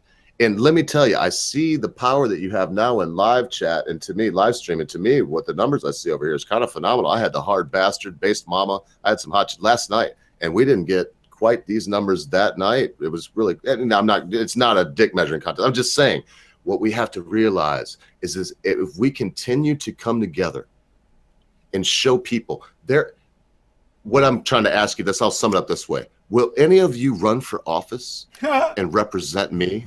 Since I can't represent myself, would any of you please be a senator? I wouldn't want to do that. You know, it's funny. You know, you wouldn't want to. That's why we need you to, and I'm done at that. That's why we need you to. I'm gonna go the Rush Limbaugh route on this, and I'm like, I'm not. I am the classic ditto head, meaning where ditto head actually came from, where the original caller said, I agree with some of what you say. I disagree with a lot of what you say, but I would fight to the death for your right to say it. And then the next caller said ditto. That's the original ditto head. That's kind of me. There's a lot of stuff that Rush Limbaugh says that I'm like, oh God, where the hell did he get that? And then there's a lot of stuff that Rush Limbaugh says that I'm like, okay, well, everybody already knows that. And then there's a lot of stuff that he says, I'm like, well, finally somebody said it, you know. One of the things that he pointed out, because he's been asked to run for office repeatedly. People have called him up and saying, why haven't you run for president? Why haven't you run for president? He has a lot more influence as a political commentator, because he can get information to people who are going to decide who will be president, who will be Congress, who will be in the House of Representatives or the Senate or even the local government, your county commissioners, your mayor, your city councilman. You for so long, but listen, girl, has anybody seen The Man Who Shot Liberty Valance? Oh God, and if not, there's a small section there where the guy, you know, for some reason I'm a brain fart, you know, the War of the Worlds, the voice that was also the shadow. Orson Welles. Mm-hmm. Orson Welles. He had a part there, and he had a small newspaper in this shinbone town, and they said they elected him to be one of their representatives. And please continue with your idea after I say this, but I'm trying to give the people a reason why you're saying no to what I asked. And so they were like, "You're going to be one of our representatives." Didn't the newspaper die? No. They tried to kill him. Liberty Valance tried to kill him. But he was like, you're asking me to be a politician. No, I can't be one. I won't be one. I am your still small voice crying out of the night. I am your father confessor. I am the one that builds them up and tears them down. And I could go on and give you the whole scene. I am Darkwing Duck. And that's the whole idea. That's why we don't have people. And folks, I'm just going to say one more time, we need you though. We need you. Here's the thing, and this is one of the flaws in the political system, is the authoritarian people are the ones that are going to run for office, and it's the little guy whose job it is to keep them honest. And because we are living organisms, we are fundamentally lazy. Every living organism is fundamentally lazy. Everybody that thinks you're not lazy, just get that idea out of your head right now. You're all just as lazy as I am, okay? And I am lazy. I have said that before. I am a lazy shit. And this is a thing we have to understand. You know, a lot of us will work smarter, not harder. So you use hot water to do cleaning in order to make it more effective, so you don't have to spend as much time on it, even if it burns your hands. You know, it's that kind of lazy. Well, we have to be the kind of lazy where we keep an eye on our politicians so that we don't have to clean up the kind of mess that we have now. And that's what we have to do, even though the reality is that it is always going to be the authoritarian types that end up in politics. It's always going to be that way. You know, mostly authoritarian types. You'll get a few people who are not necessarily ideologues, but oh God, I can't think of the word for it. Basically naive. People the do-gooder type that, oh, there's a problem, I want to be the person to solve it. This is going wrong. Somebody's got to do something. Well, I'm somebody, Yeah. Useless idiots. Not useless idiots, but Useless people idiots. who You mean like Jimmy Stewart and Mr. Smith Goes to Washington? Yeah, basically. And the reality is, those are the minority. Yeah. I would say there's probably, out of our entire Congress, there might be 10. I think that's even. I And think that's even a big number. That's honestly. a really kind estimate to Congress, and the rest of them are the authoritarian types, and it's because that's what they're suited for, And I hate to get Brave New World on you, but that's the way it is. That's the way it Go is. into what they have an aptitude for. Right. And I'm disorganized. I'm lazy. You can't be that way. You can't have days when you phone it in when you're going to be in Congress or even in your local city council. But you can have days where you phone it in if you're just an ordinary citizen, and you still can keep an eye on politicians and what they're doing. And when you see them doing shady shit, you can call them on it. You can contact them. You can vote against them. You can write about them. You can go on the internet and talk about them. You can talk to your neighbors about them. And that's the situation with us. And I'm not going to speak for everybody and say nobody involved in this organization is ever going to run for office. I'm not even going to say that I'll never do it. I don't foresee ever doing it. I don't have any plans on ever doing it. If the situation came up that was the most effective way that I could deal with the problems around me, then I would do it. But right now, the situation is the most effective way that I can deal with the problems going on around me is to get people aware of it and hopefully mobilize people to fight back against it. And that's going to be a lot more effective at this point from all of us than running for office and becoming one of this huge body of politicians. That was actually a really good answer to that, because you probably are more effective. I've watched a lot of your stuff too, girl. I don't know you, but I see your icon there, and I've seen that so many times and listened to so many things you've said. That's why I asked you that, but that reason for not doing it is, how can you argue with that? You are, in my opinion, you are probably, now that I'm processing that as you said it, you're more effective doing what you're doing now and reaching these people that you do and making them think than you would be in Washington, D.C. Yeah. Besides, with the state of our media and everything, you'd have to be kind of crazy to go into politics. Either that or seriously, you'd have to either be a sociopath, which the sociopaths do make really good politicians, and you want to take advantage of that system, and the media is willing to help you, and if you believe in the deep state or whatever, I don't think that it really is easy to deny. They will help you, or you're going to be someone who is a bit of an optimist. They think, I'm going to change it, but I'm going to go in and change it from the inside. I don't know, man. I don't see that the system has. It needs to be cleansed. I'll just put it that way. Here's the problem with that, though, Brian, is the whole changing it from the inside thing is when you when you get to the inside, just speaking from my own experience, when I worked for Destructoid, when I was on the inside, I saw how things worked. There's a reason that things are the way they are, and they've been that way for a long time.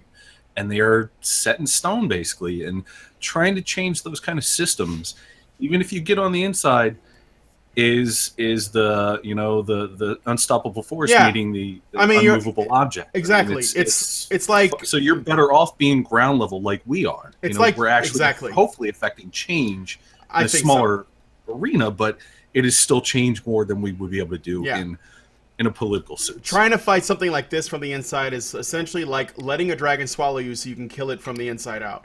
And that is, it's not going to work out. D&D.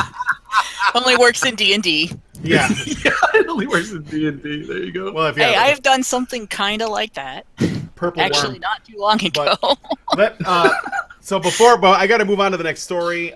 Before I do, I just want to say that yes, our chat is best chat. It's not just the people that are well known like Teal Deer, but all our regulars that come on have lots of perspectives they bring to the table. Specifically, if you're watching, look at guys like Black Knight Fool, Mujanga, Ad. Even though he seems like he's ranting, I think the guy he's woke on a level that we don't know about. And I appreciate. No, I'm serious. I appreciate all of our people. Ad is woke. I'm as fuck, serious too, okay? man. I was thumbsing you up because I'm agreeing with. I'm watching them all. You're hitting the nails on the head. We got good people. Zoink, Teal Deer, Jax, Black Knight Fool, like I already mentioned, plenty of others. So it's not just an echo chamber too. People bring in different ideas. We argue, we fight with the people in the chat, we fight amongst each other. This is how you get but this is like the thing is for me, and then we got to move on to the next story. I don't have an ideological dog in this race. I'm trying to find truth, and it's just so obfuscated and obscured. And I mean, I want to hear all sides when it comes to stuff that isn't objective. I want to hear the sides, and I want to hear the best arguments, and I want to look at them in an objective way. And sometimes the only way to do it is you just gotta, take off your shoes and go into the pool and see what happens. And I'm waiting, and I'm trying to find out what the fuck is going on. And I think every time I have a show, and I do a lot of them, I get a little something out of it. That was a little bit of my Puerto Rican accent coming out. A little something. I got a little something out of it. No, but but for me, that's a good thing. So I am. I'm very grateful for the ability to do this, and I love this chat. They actually contribute a lot. I look at what they say. I look at all their comments, and there's always things that get added in that I never looked at before. Maybe some little angle, maybe just a tiny little thing. It could be a nitpick, and yeah, nitpicks annoy me, but I still include it. It's like, all right, that was nitpicky, but I'm just gonna take it and file it in over here. You know what I appreciate too is when people correct me, because I'm wrong a lot, and people correct me in the comments, and I do appreciate that. It's like, because like sometimes I forget things and I say the wrong name, or I say something that's not completely right, and then somebody be like, "Hey asshole, check this out. This is what you meant to say," and I'm like, "Oh, thank you," because I'm a moron. So, but anyway, so our chat is best chat. So let's move on to the last story and probably the biggest one. All right, I'm gonna go ahead and get that one going. Drake University, a private school in Iowa, is being accused of violating state laws in a first-of-its-kind Title IX retaliation case. Title IX, it's back. It's not going away. Okay. Tom Rossley, a trustee who served 23 years on the university board, was fired after defending his son, accused of sexual assault, from a kangaroo court investigation. According to the College Fix, citing Rossley's suit, the accuser conceded on the record during a later Title IX hearing that she initiated sex without his consent. Drake University effectively ignored these claims, prioritizing the female student's accusations and later firing Tom Rossley after his complaints. Tom Rossley has now filed a federal lawsuit accusing the university of failing to accommodate his son's learning disabilities in the sexual assault investigation. Both students were intoxicated, but the female student initiated oral sex on Rossley's son. By the same standards given to female sexual assault victims, the son was not able to give consent. However, despite the claims, the male in the situation was the only one that was investigated, and the counterclaims were labeled as retaliation. Comfort rooms were provided for the accuser and her family, while Drake University required the accused to be his own advocate and act as his own legal representative, despite knowing about his language disability, and was provided no access to his father nor comfort rooms. Rossley's lawyer, Andrew Miltenberg, has represented dozens of male students found responsible for sexual misconduct. According to Miltenberg, Drake University has both covered up the father's complaints about his son's treatment and failed to investigate the son's own pleas for help after being assaulted by a female student, violating their own rules. So, man, that's deep shit, man. I got something, but I'll jump in when you want me to. So this is a Title IX thing. Hannah, do you have any thoughts? I know that you've written about Title IX in many times, so. Well, there is one thing I wanted to point out real quick before we discuss this case. This is not the first time this has happened. This is the first time the details about the disability have occurred with it. But this is not the first time a male student has been sexually assaulted at a university and then treated like the perpetrator. There was a story about 6 months ago, 7 or 8 months ago. It's June. It came out in June on Reason.com. Amherst student was expelled for rape, but he was raped, evidence shows. And it was the same thing. He was incapacitated due to alcohol consumption, and the girl, performed a sex act on him without getting his consent, and then she figured she was going to get in trouble for it, so she accused him. And this is the same basic story. And the only difference between these two stories is that this guy was easier to railroad because of his disability, and the college basically took advantage of this guy's disability in order to make this case easier for themselves. And frankly, I hope they get the book thrown at them for this, because it's really egregious.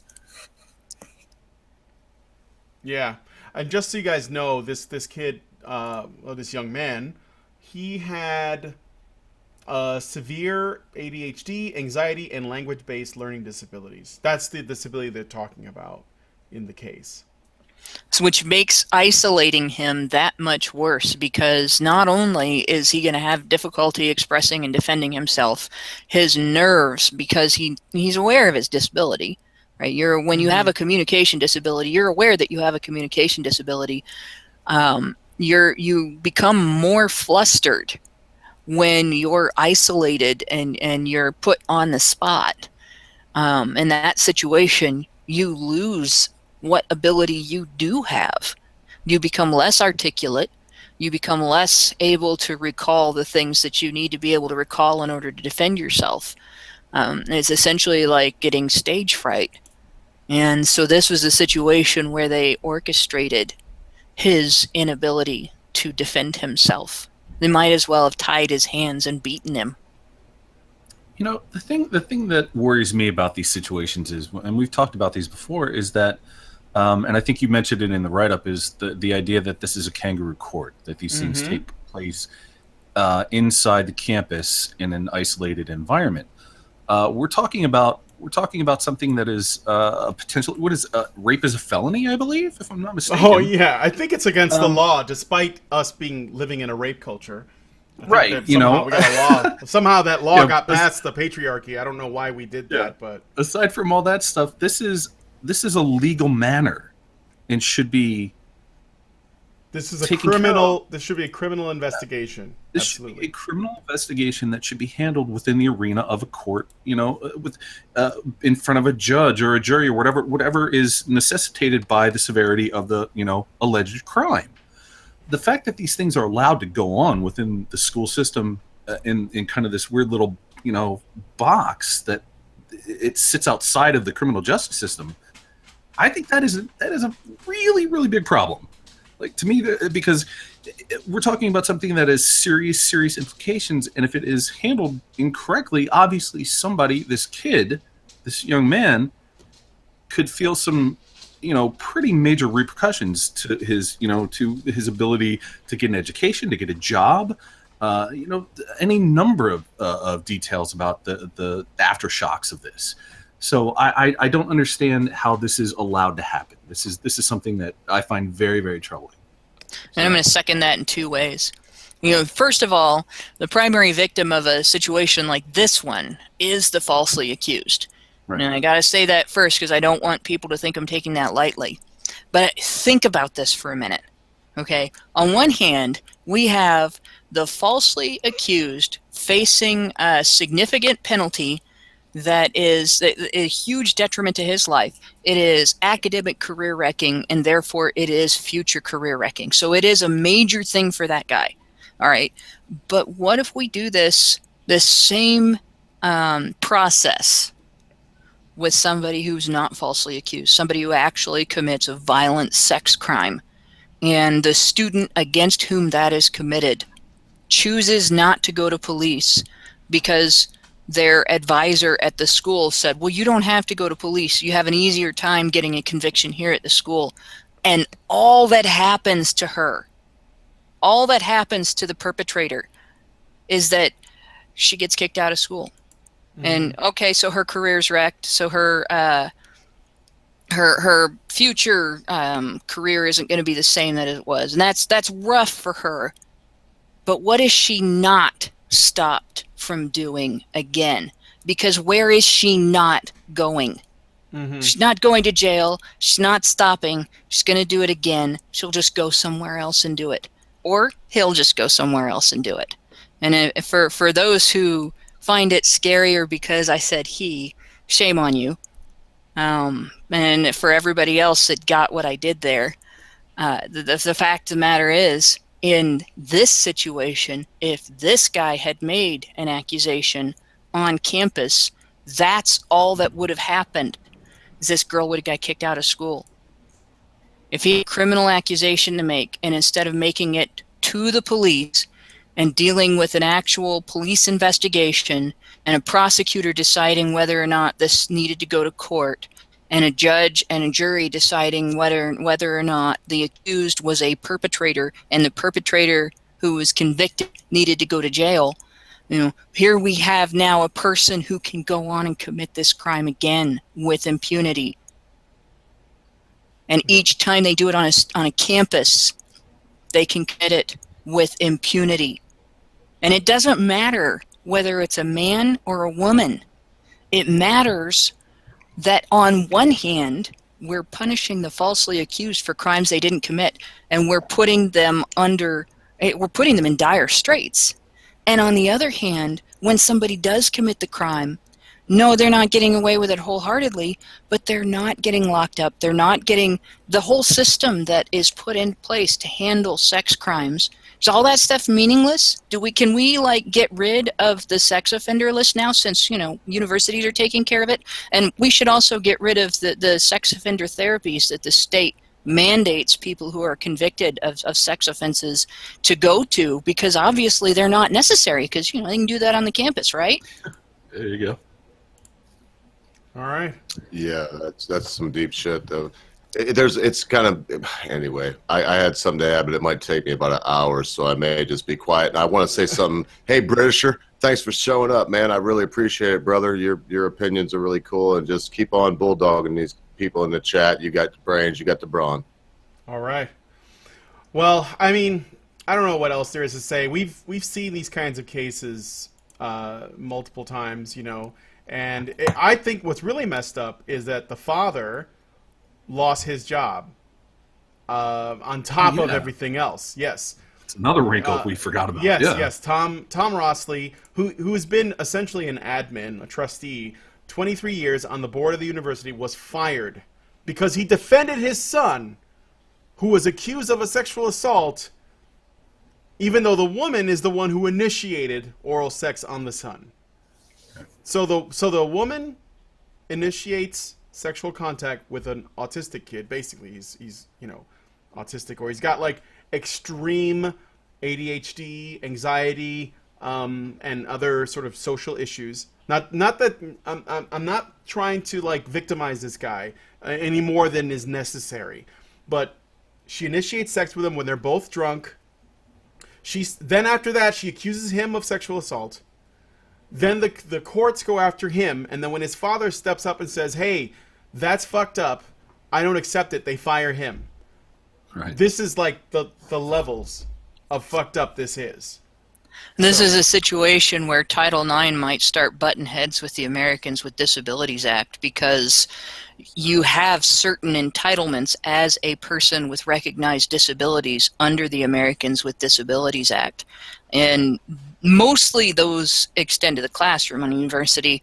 When it comes to disabilities like this, where communication is communication issues are part of the disability, you have the right under the Americans with Disabilities Act to certain concessions to help you with your communication issues.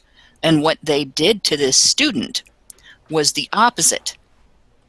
So the firing this father may end up getting them in trouble specifically because of that, because his complaints in large part had to do with his son's disability being not accommodated correctly on the university campus during the course of this hearing. And, frankly, they've really put themselves in a rough spot doing this, because they're going to have a really rough time defending failing to accommodate a student's disability because he was accused of something because the student that took advantage of him while he was drunk didn't want to get busted for what she did. Yeah, And that's really going to come back. There's heavy potential for that to come back and bite them in the ass, and I hope it does. I would really like to interject if that's cool. Yeah, go ahead. Along these lines, a very dear friend of mine that you can see on some of my videos, and I will have him back to talk about this. About 12, maybe 15 years ago, he went to a house here around this area that I won't mention, and he got a little drunk with a girl that actually owns a shop that sells pies. I'm not even kidding. She owns a business. She's fairly well-to-do. And he got drunk, and when he tells me about it, he don't really remember what happened. He remembers like snippets, but he thought it was a bad dream. To make a long story short, this lady gave him oral copulation until he achieved erection in his deepest of slumbers, and then began to ride him like he was a stump-roped mule. The next day, my dear brother, the king, I can't say the king of what I almost did too, but the king woke up and he realized that she was making breakfast and, oh, how you doing?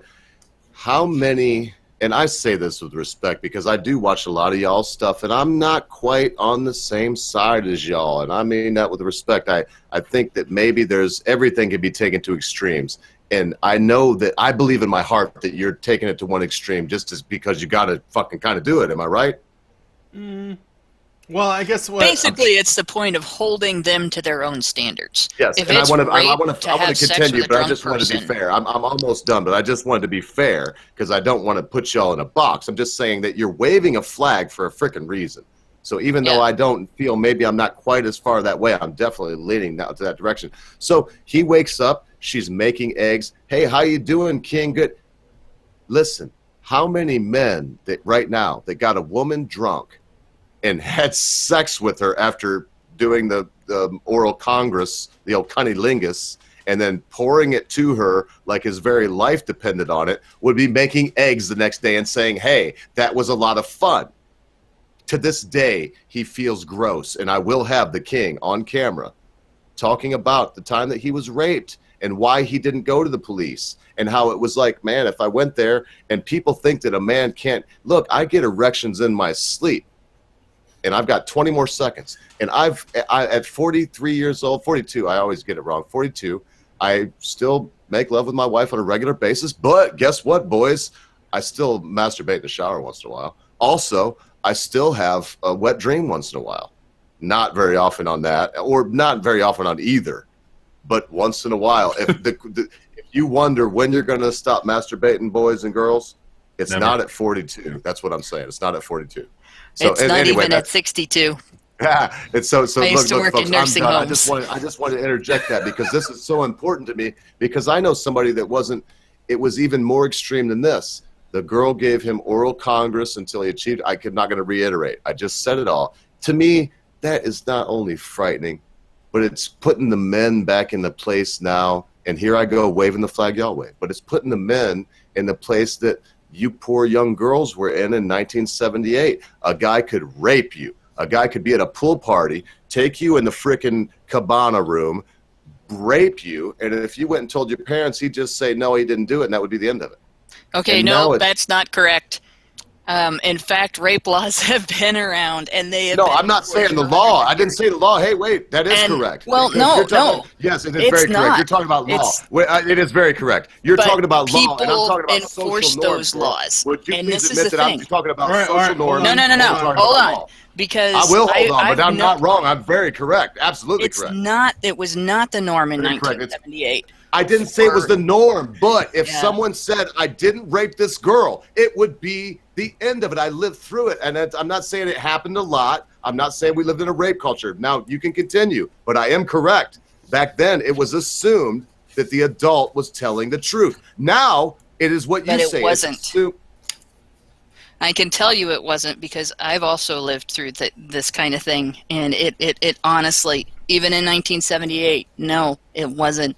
There were people around me that were going through things just like that, and I've seen false accusations go forward in a situation like that.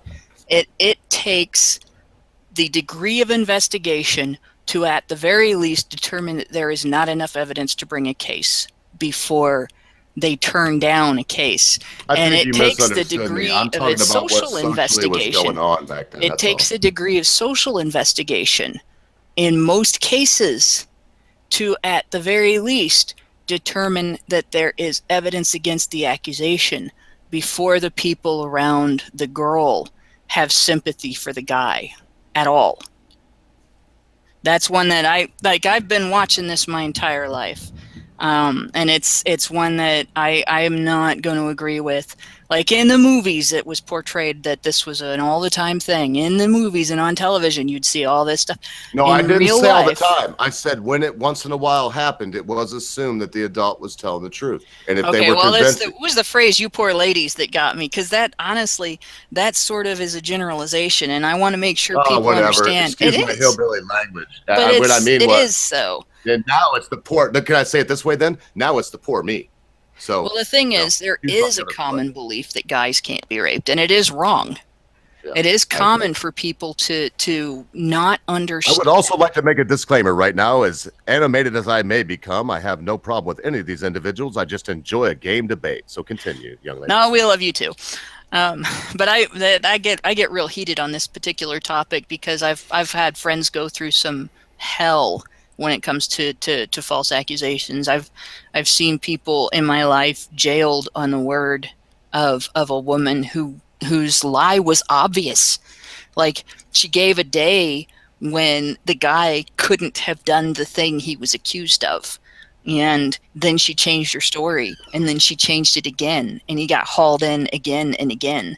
And it's just, when it comes to this particular topic, this is one of the main reasons why I became an activist and not just a mouthy bitch online.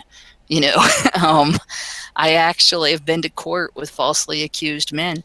I went to court with one guy, sat in a courtroom with one guy who was trying to undo a conviction that was based on a story that required him to have 3 hands. Holy shit. And By the way, I still want you to run for office. None of this changes anything. I still think you have a wonderful mind. Well, I thank you. And I still say that at this point, it's not the best thing I could do. I just wanted to interject because I got a little heated there. But just like you, I'm heated about it too, because it seems like the worm has turned, young lady. That's all I'm trying to say. And look, if young lady offends you, I don't even know what to say now. You kind of scared me. I'm not trying to generalize anybody. I'm just an old school hillbilly that looks at, I don't want to be misused, and I don't want anyone else to be misused. Yes, sir, go ahead. Just don't call me a feminist. That'll do it. No, I don't think. I've watched a lot of your shit, and I would never call you a feminist. Let me ask a question. When you say the worm has turned, what do you mean by that? Well, what I mean is what she just said. When I was young, because I've witnessed this also. She says, okay. I have some anecdotal evidence, but that's all I have. Right. So what you're saying is that there was, in your anecdotal experience, there was an attitude that if a rape took place. No, an experience. An experience. Not attitude, okay. Okay. So there was an experience wherein a man had raped a woman and then said he didn't do it, and people. An adult had raped a child. Yeah. Okay. An adult had raped a child. Okay. And the because the adult denied it, then it basically became accepted. Nobody called the cops. Right. Now, if somebody would have called the cops, it would have went to what Hannah was just saying. I'm not Right. gonna. I don't want to misrepresent. No, I hear what because you're said saying. she was wrong. I just Because if they would have. no, I hear you. Yeah, I that's just when wanted the to be pitchforks clear. and torches come out. Yeah, that's when the pitchforks and torches come out. Exactly. I just wanted to make sure that I understood your point of view. And so when you say the worm turned, I guess what I'm thinking is, are you saying that there is sort of a switch in roles? Like there, because in this particular case that we're speaking to, there is a woman who's essentially taking advantage of a. No. That's not what I mean. Okay. No. What I mean is that now, instead of just saying that the girl is wrong, like Miss Hannah so astutely pointed out while we were in a heated debate, now if any female says I've been raped, it's over for the man. Yeah. That's what I mean by the worm has turned. It went from the man could just say, well, she's young and she's lying. She had a crush on me. She actually go talk to the judge and be like, oh, yeah, she blew me, Your Honor. But, she said she was 18. Sure. And look, I'm not trying to play white knight, Hannah. I'm not a white knight. I would shoot somebody because I have a concealed carry if they were raping you in an alley. But if you were in a fight with your boyfriend in that alley, I'd whistle and walk right by. I don't care if y'all were beating each other's ass. I'm not a white knight. If they didn't have a gun, you wouldn't have to. I'm sure I wouldn't. And again, listen, please, but I'll give you this. Just that I'm a hillbilly. Y'all got to remember, I'm an old school boy from Louisville, Kentucky, and I'll never be anything else. I'll give you this. I'll go the Ohio Kentucky route and say that explains everything. Just kidding, though. It does. It does, girl. You're right there. You're right. We think we fucking know everything. Sons of bitches. No. I will say this though, we had different attitudes as a society with respect to age differences. Now, when you've gone through a series of ages when you're discussing this, from child to teenager to whatever, but there was definitely a different attitude, say 30 years ago, and again a different attitude 50 years ago, and a different attitude 100 years ago with respect to age differences, and even just 10 years ago. A parent could give consent, at least in Florida, I know, to an underage girl to marry an adult man, and to an underage boy to marry an adult woman, for that matter, with parental consent. And I know one situation where that happened, and that in that situation, I know the guy had said, "This is not going to be consummated until such and such date because age difference." And it was a situation where getting that girl out of that house. In other words, they got married, but they didn't have sex until Not yet. And getting that girl out of that house was actually a really good thing. That's weird. The house that she was in was bad. Well, we'll just say bad. I can't give too many details other than to say that it was bad. And the mother knew it. And the boyfriend knew it. And that was the solution. And but in any case, that was the way things used to be, and it used to be not so abnormal for, even in the United States, for there to be a bit of an age difference in marriages. My grandparents were 11 years apart, and it didn't used to be so abnormal. My dad is 16 years older than my mother. Yeah. And it didn't used to be so abnormal to get married during your teenage years, and it is now. Now, that doesn't make it okay because it used to be normal. It doesn't make it okay today when the way we raise our kids, they mature slower. Look at millennials. They're maturing really slow. None of them is prepared to be married.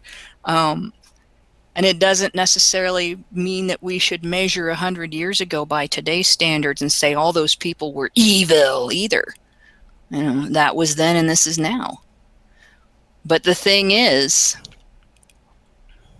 going back to the idea that the worm has turned, I think there's always been an attitude where we pay more attention if we think something bad has been done to a female person, whether it's little girl, teenage girl, young woman, middle-aged woman, old woman.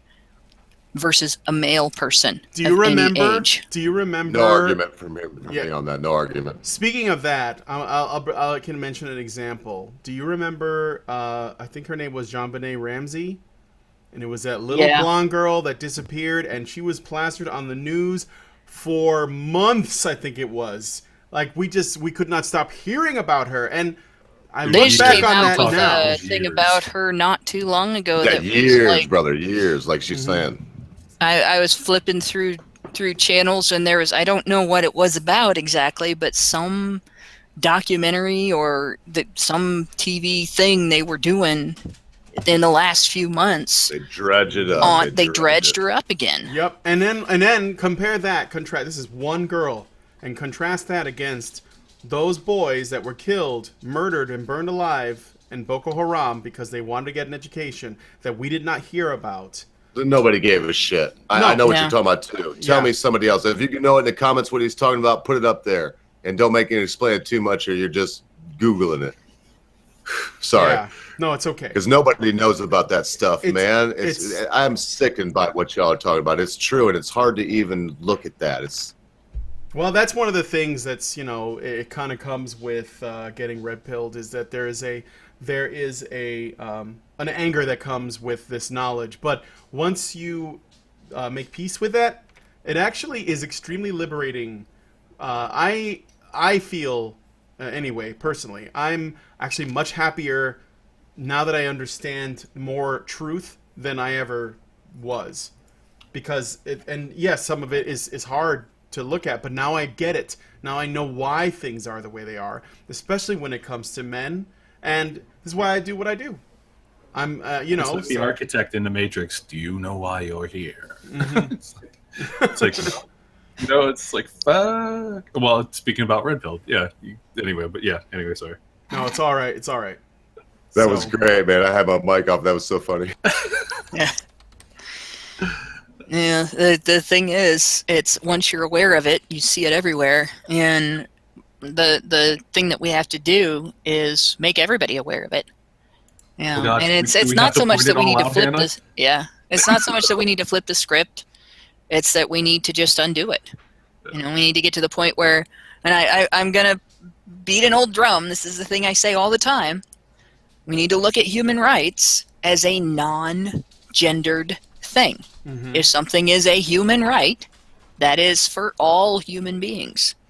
If something is an adult responsibility, that is for all competent adults. Unless you have a degree of intellectual disability that makes you not competent to be your own guardian, you're accountable. You should be accountable. Yep. And I don't think women qualify as that intellectually disabled. At least I hope not. And I'm sick and tired of feminists telling everybody that we are. Fuck, I've been married for 23 years, girl, and I'm going to tell you one thing that I've found in those years. I'm not stupid.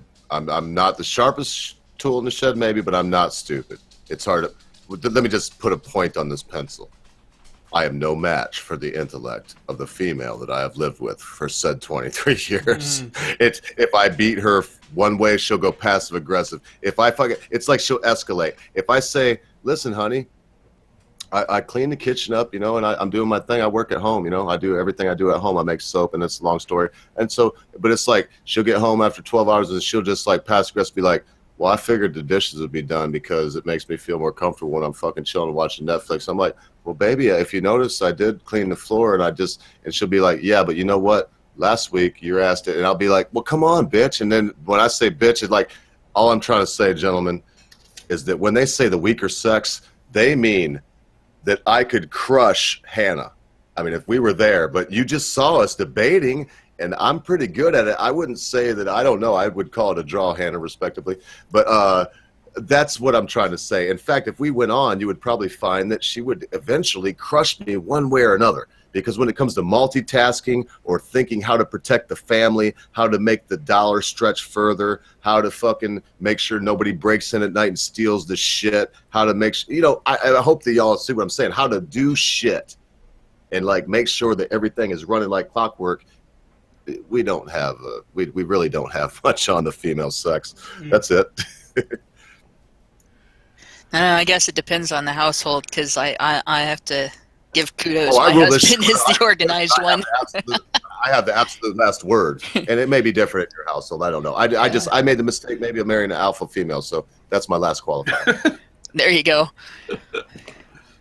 Yeah, I can don't know. just I ask- say if you think that women are the weaker sex, try pulling the covers back to your side of the bed. Oh my God, seriously.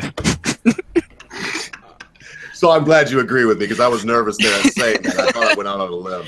But, No, you know, I that's all don't I'm think saying. there's a weaker sex per se. I don't either. Although I think most men are stronger than women of their equivalent level in the opposite sex. I think that's on average, men are physically stronger than women, which is a good reason for women not to hit first, and not to push a guy until he can't help but defend himself, because that's dumb. You don't do that with somebody bigger than you. But aside from that, no, I think for the most part we're pretty intellectually equal.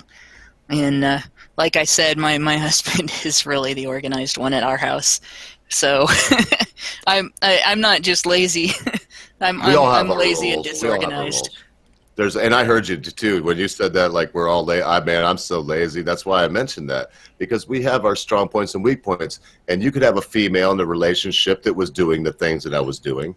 In the end, I think what is important, and man, maybe I'll really get killed now, is that somebody said here about that I'm the head of the family, but she's the neck that turns the head. That is the best way to say it, because even though she can turn the head any way she wants, if she was here right now, you would see that she is a long, red-haired Irish girl from descendants of many Irish people going back to 1,800 years ago. She can trace her family, both sides. And she's beautiful. She's an Irish lassie that looks... Anyway, I don't want to go too far because I'm still in love with her after all this time. And that's probably what makes it work. Because even though she turns the head, she does.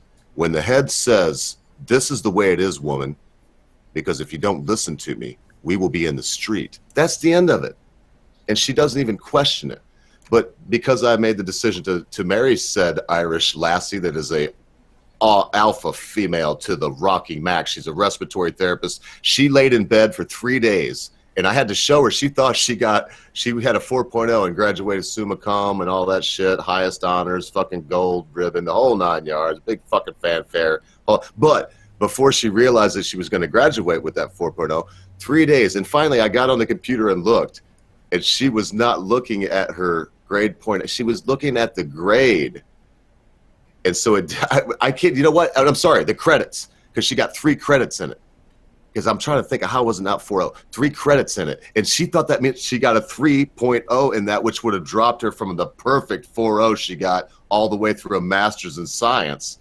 So anyway, to make a long story short, I've loved this woman, but she's an alpha female, and I put the last word down, but I'm also wise enough to know what you undoubtedly know, Hannah, and that is you said your husband's more organized. That took you to have to think about that and realize it and allow it to happen in your own way, whatever that role will be. I will shut up now. That was a long ramble. Mm-hmm. That's one of the things that you kind of do in a marriage, though. I mean, you value each other's strengths, and you cover for each other's weaknesses, and you acknowledge your own weaknesses to the person that you're married to, that person is the one person you trust with your vulnerabilities.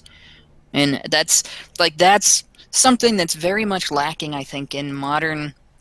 we have this situation where, like this thing that happened, the story that we were talking about at the university, part of the reason that happened, obviously part of the reason that happened was because that stupid bitch was completely inconsiderate of this guy's boundaries. She didn't ask. She just did what she wanted to do. But part of it is hookup culture. Mm-hmm. And it's this idea of just, screwing around and go on to the next person and screwing around, and no partnership, no closeness, no caring, no consideration, no love, just fucking. And it sounds, it ends up sounding great when everybody talks about it like it's a freedom thing. But when you talk about the human side of it, the fact that you're making a connection with another person and then breaking it off, and then making a connection with the next person and breaking it off, and so on, You don't learn to make relationships that way.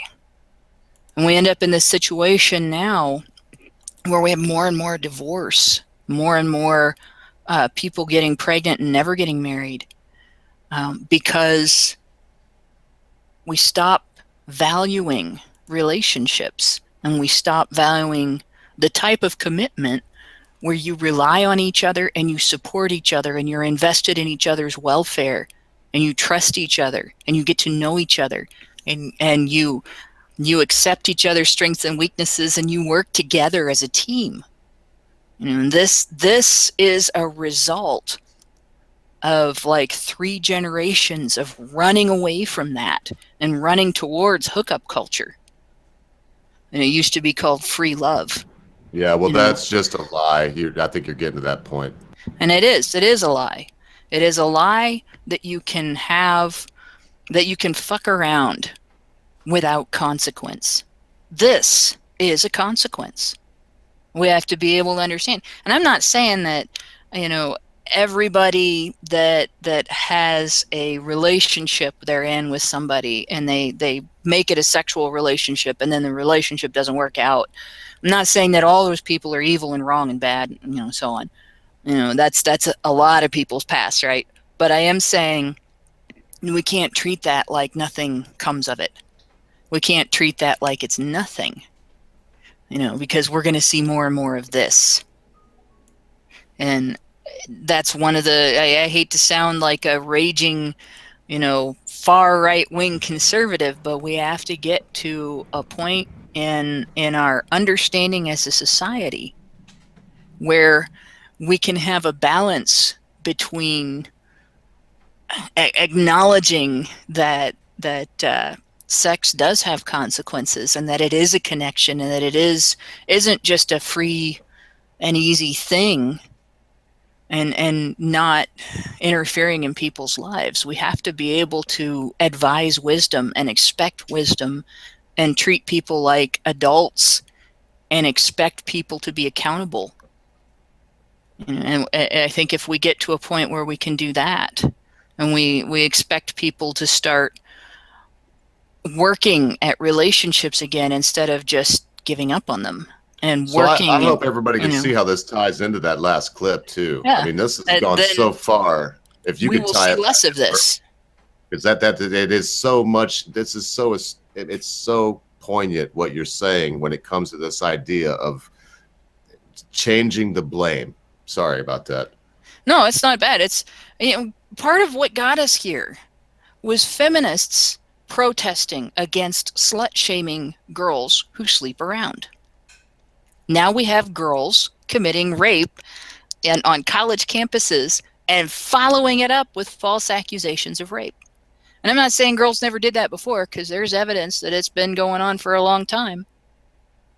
But I don't know that it was necessarily this prevalent. Mm-hmm.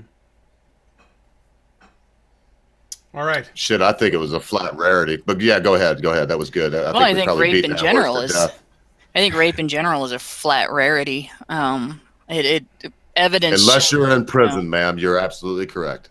Well, that's a different situation. The general population isn't majority criminal. No. So. No. And it's not. They're also not cloistered together with no other. Because you could also go to a ship at sea, not in modern days, but when Moby Dick was written, Herman Melville wrote Moby Dick. A cabin boy had 2 functions. Mm-hmm. He did whatever the captain said, and he, did whatever the captain said. Yeah. Yeah. Right. Okay. So, I didn't want to go, but so that's been going on for a long time. But roles have changed, and at that time, I have to say, it's so weird to say this, and you all may hang me for this. That wasn't rape, because the cabin boy, he even was told by his father, "Now, boy, they're probably going to bugger you if you go on this ship." And he thought it over overnight. Not all of them, but the vast majority of them, he thought it over overnight. I mean, I'm into this stuff. I love this kind of history. And and he went to his dad. And he was like, "Well, if the captain buggers me, I just want to go to sea. I want to learn how to be a whaleman or whatever." And so he was buggered a few times. And a lot of them weren't, by the way. But if he was, that was something that was kind of like being a deep sea fisherman at the Bering Sea. Your ass could fucking die to get rich people snow crab legs. It's just that simple. Yeah, that's the way it is now. That's one of the highest rates of Number death one. on the job. It always goes Bering Sea fisherman. I was a truck driver for a while, so I know this because people like to kiss the ass of police. And I love them. I respect them. They like to kiss the ass of soldiers. I very much love and respect them. But they never make the top 10 list.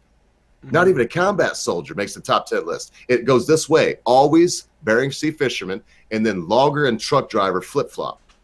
Yeah. So I was a truck driver for like 8 years, man. I had the most dangerous job in the world. I could have been piled into the side of a mountain with my freaking whole freight on top of me and dead. I've seen it happen, too. I've seen bloody death, so I'm done. All those careers dominated by men. Yep. Well, that's true. Not so much truck driving anymore. The women are coming out on the truck driving. My wife trained me on trucking. Yeah, that is true. There are more women truck drivers now than there used to be. The thing is, though, it is mostly men that do these jobs, and it is mostly men that take the risks and so on. And it is mostly men that even when there are women doing the jobs, men do the riskier parts of them in a lot of cases. Even at the lowest end, when I worked at that gas station, I think I've told this story before. I came in one day, and there was an out of order sign on the men's room. I asked what was wrong with the men's room, and I was told by the girls working cash register that somebody had thrown up in there. And I'm like, why didn't somebody clean it up? They were leaving it for the assistant manager. And they weren't leaving it for the assistant manager because the assistant manager was the responsible party. They were leaving it for the assistant manager because the assistant manager was the only guy working on the premises at the time. So before I put on my apron and went in and did my cooking and everything, I went into the men's room and cleaned up that puke so that the men would have a restroom to use. And then I went into the kitchen and scrubbed all the way up to my shoulders. You're an exception to the rule of human beings, though, my lovely lady, not just females. What's really irritating is that all of the girls there were moms. We had all cleaned up puke at home. We're parents. Parents clean up puke. Both sexes of parents clean up puke. They get to work, and all of a sudden, oh, no, they're too good to do it. They got to leave it for the dude. And he wasn't going to be in. It was Friday, and he wasn't going to be until Monday. Wow, really? So they were going to leave puke in there for 2 days to dry for that guy to clean up. Lovely. That is what men put up with in the workplace. And that's my little soapbox on men in the workplace, but we've gotten well away from our university student. Sorry about that. It's okay. We should probably it's okay. We should probably wrap it up on that note of day-old vomit. I think that's how I always wanted to end a show, so I'm gonna go with that. Hey, hold on, Brian. Let's not address the printing in the room. All right, let's just not do that. All right. All right, dude. Because I mean, this is important that there's a half vampire hip pack wearing penguin thing sitting on top of our heads right now. I just want to talk about that. I don't know what you're talking about. Okay, so we're gonna go ahead and wrap up the show. I want to thank you, Ogre, for coming on and hanging out with us. And I hope that, this was a good conversation. I watched Last Samurai the other day. Do I get like a 30-second plug for my channel? I haven't done it. I just was wondering. If I don't, I'll shut up. Go ahead. Go ahead and plug it. I'll put a link in the low bar after the show is over. Okay. Well, if you take a second or two and you swing by the Ogre's channel, you might find out why I wear all this ridiculous stuff. Because I am but a meager chicken farmer, but I have spent the last 42 years in deep thought, in observation of the human condition. And I don't have all the answers, but I got a lot of ideas, and I'd love to see your ideas in my comments section. Anybody that wants to know, type in JTJAYTEE, The Laughing Ogre, and check me out. Thanks a lot, y'all, for having me on. No problem. All right, I want to thank Hannah and Scott for coming on with me, and Max, Mike, you guys are dead to us. But maybe you'll come back next week. Yeah, they're always dead to us when they don't make it on the show. I want to thank our chat because our chat is best chat. And I want to thank myself because without me, this wouldn't even be possible. Here. Well done. Oh, and thank you, social justice warriors and crazy people of the internet and the world, because without you, we wouldn't have anything to talk about. So, without further ado, I will wrap up the show and prepare for the after show. Thanks, guys, and we'll see you very soon.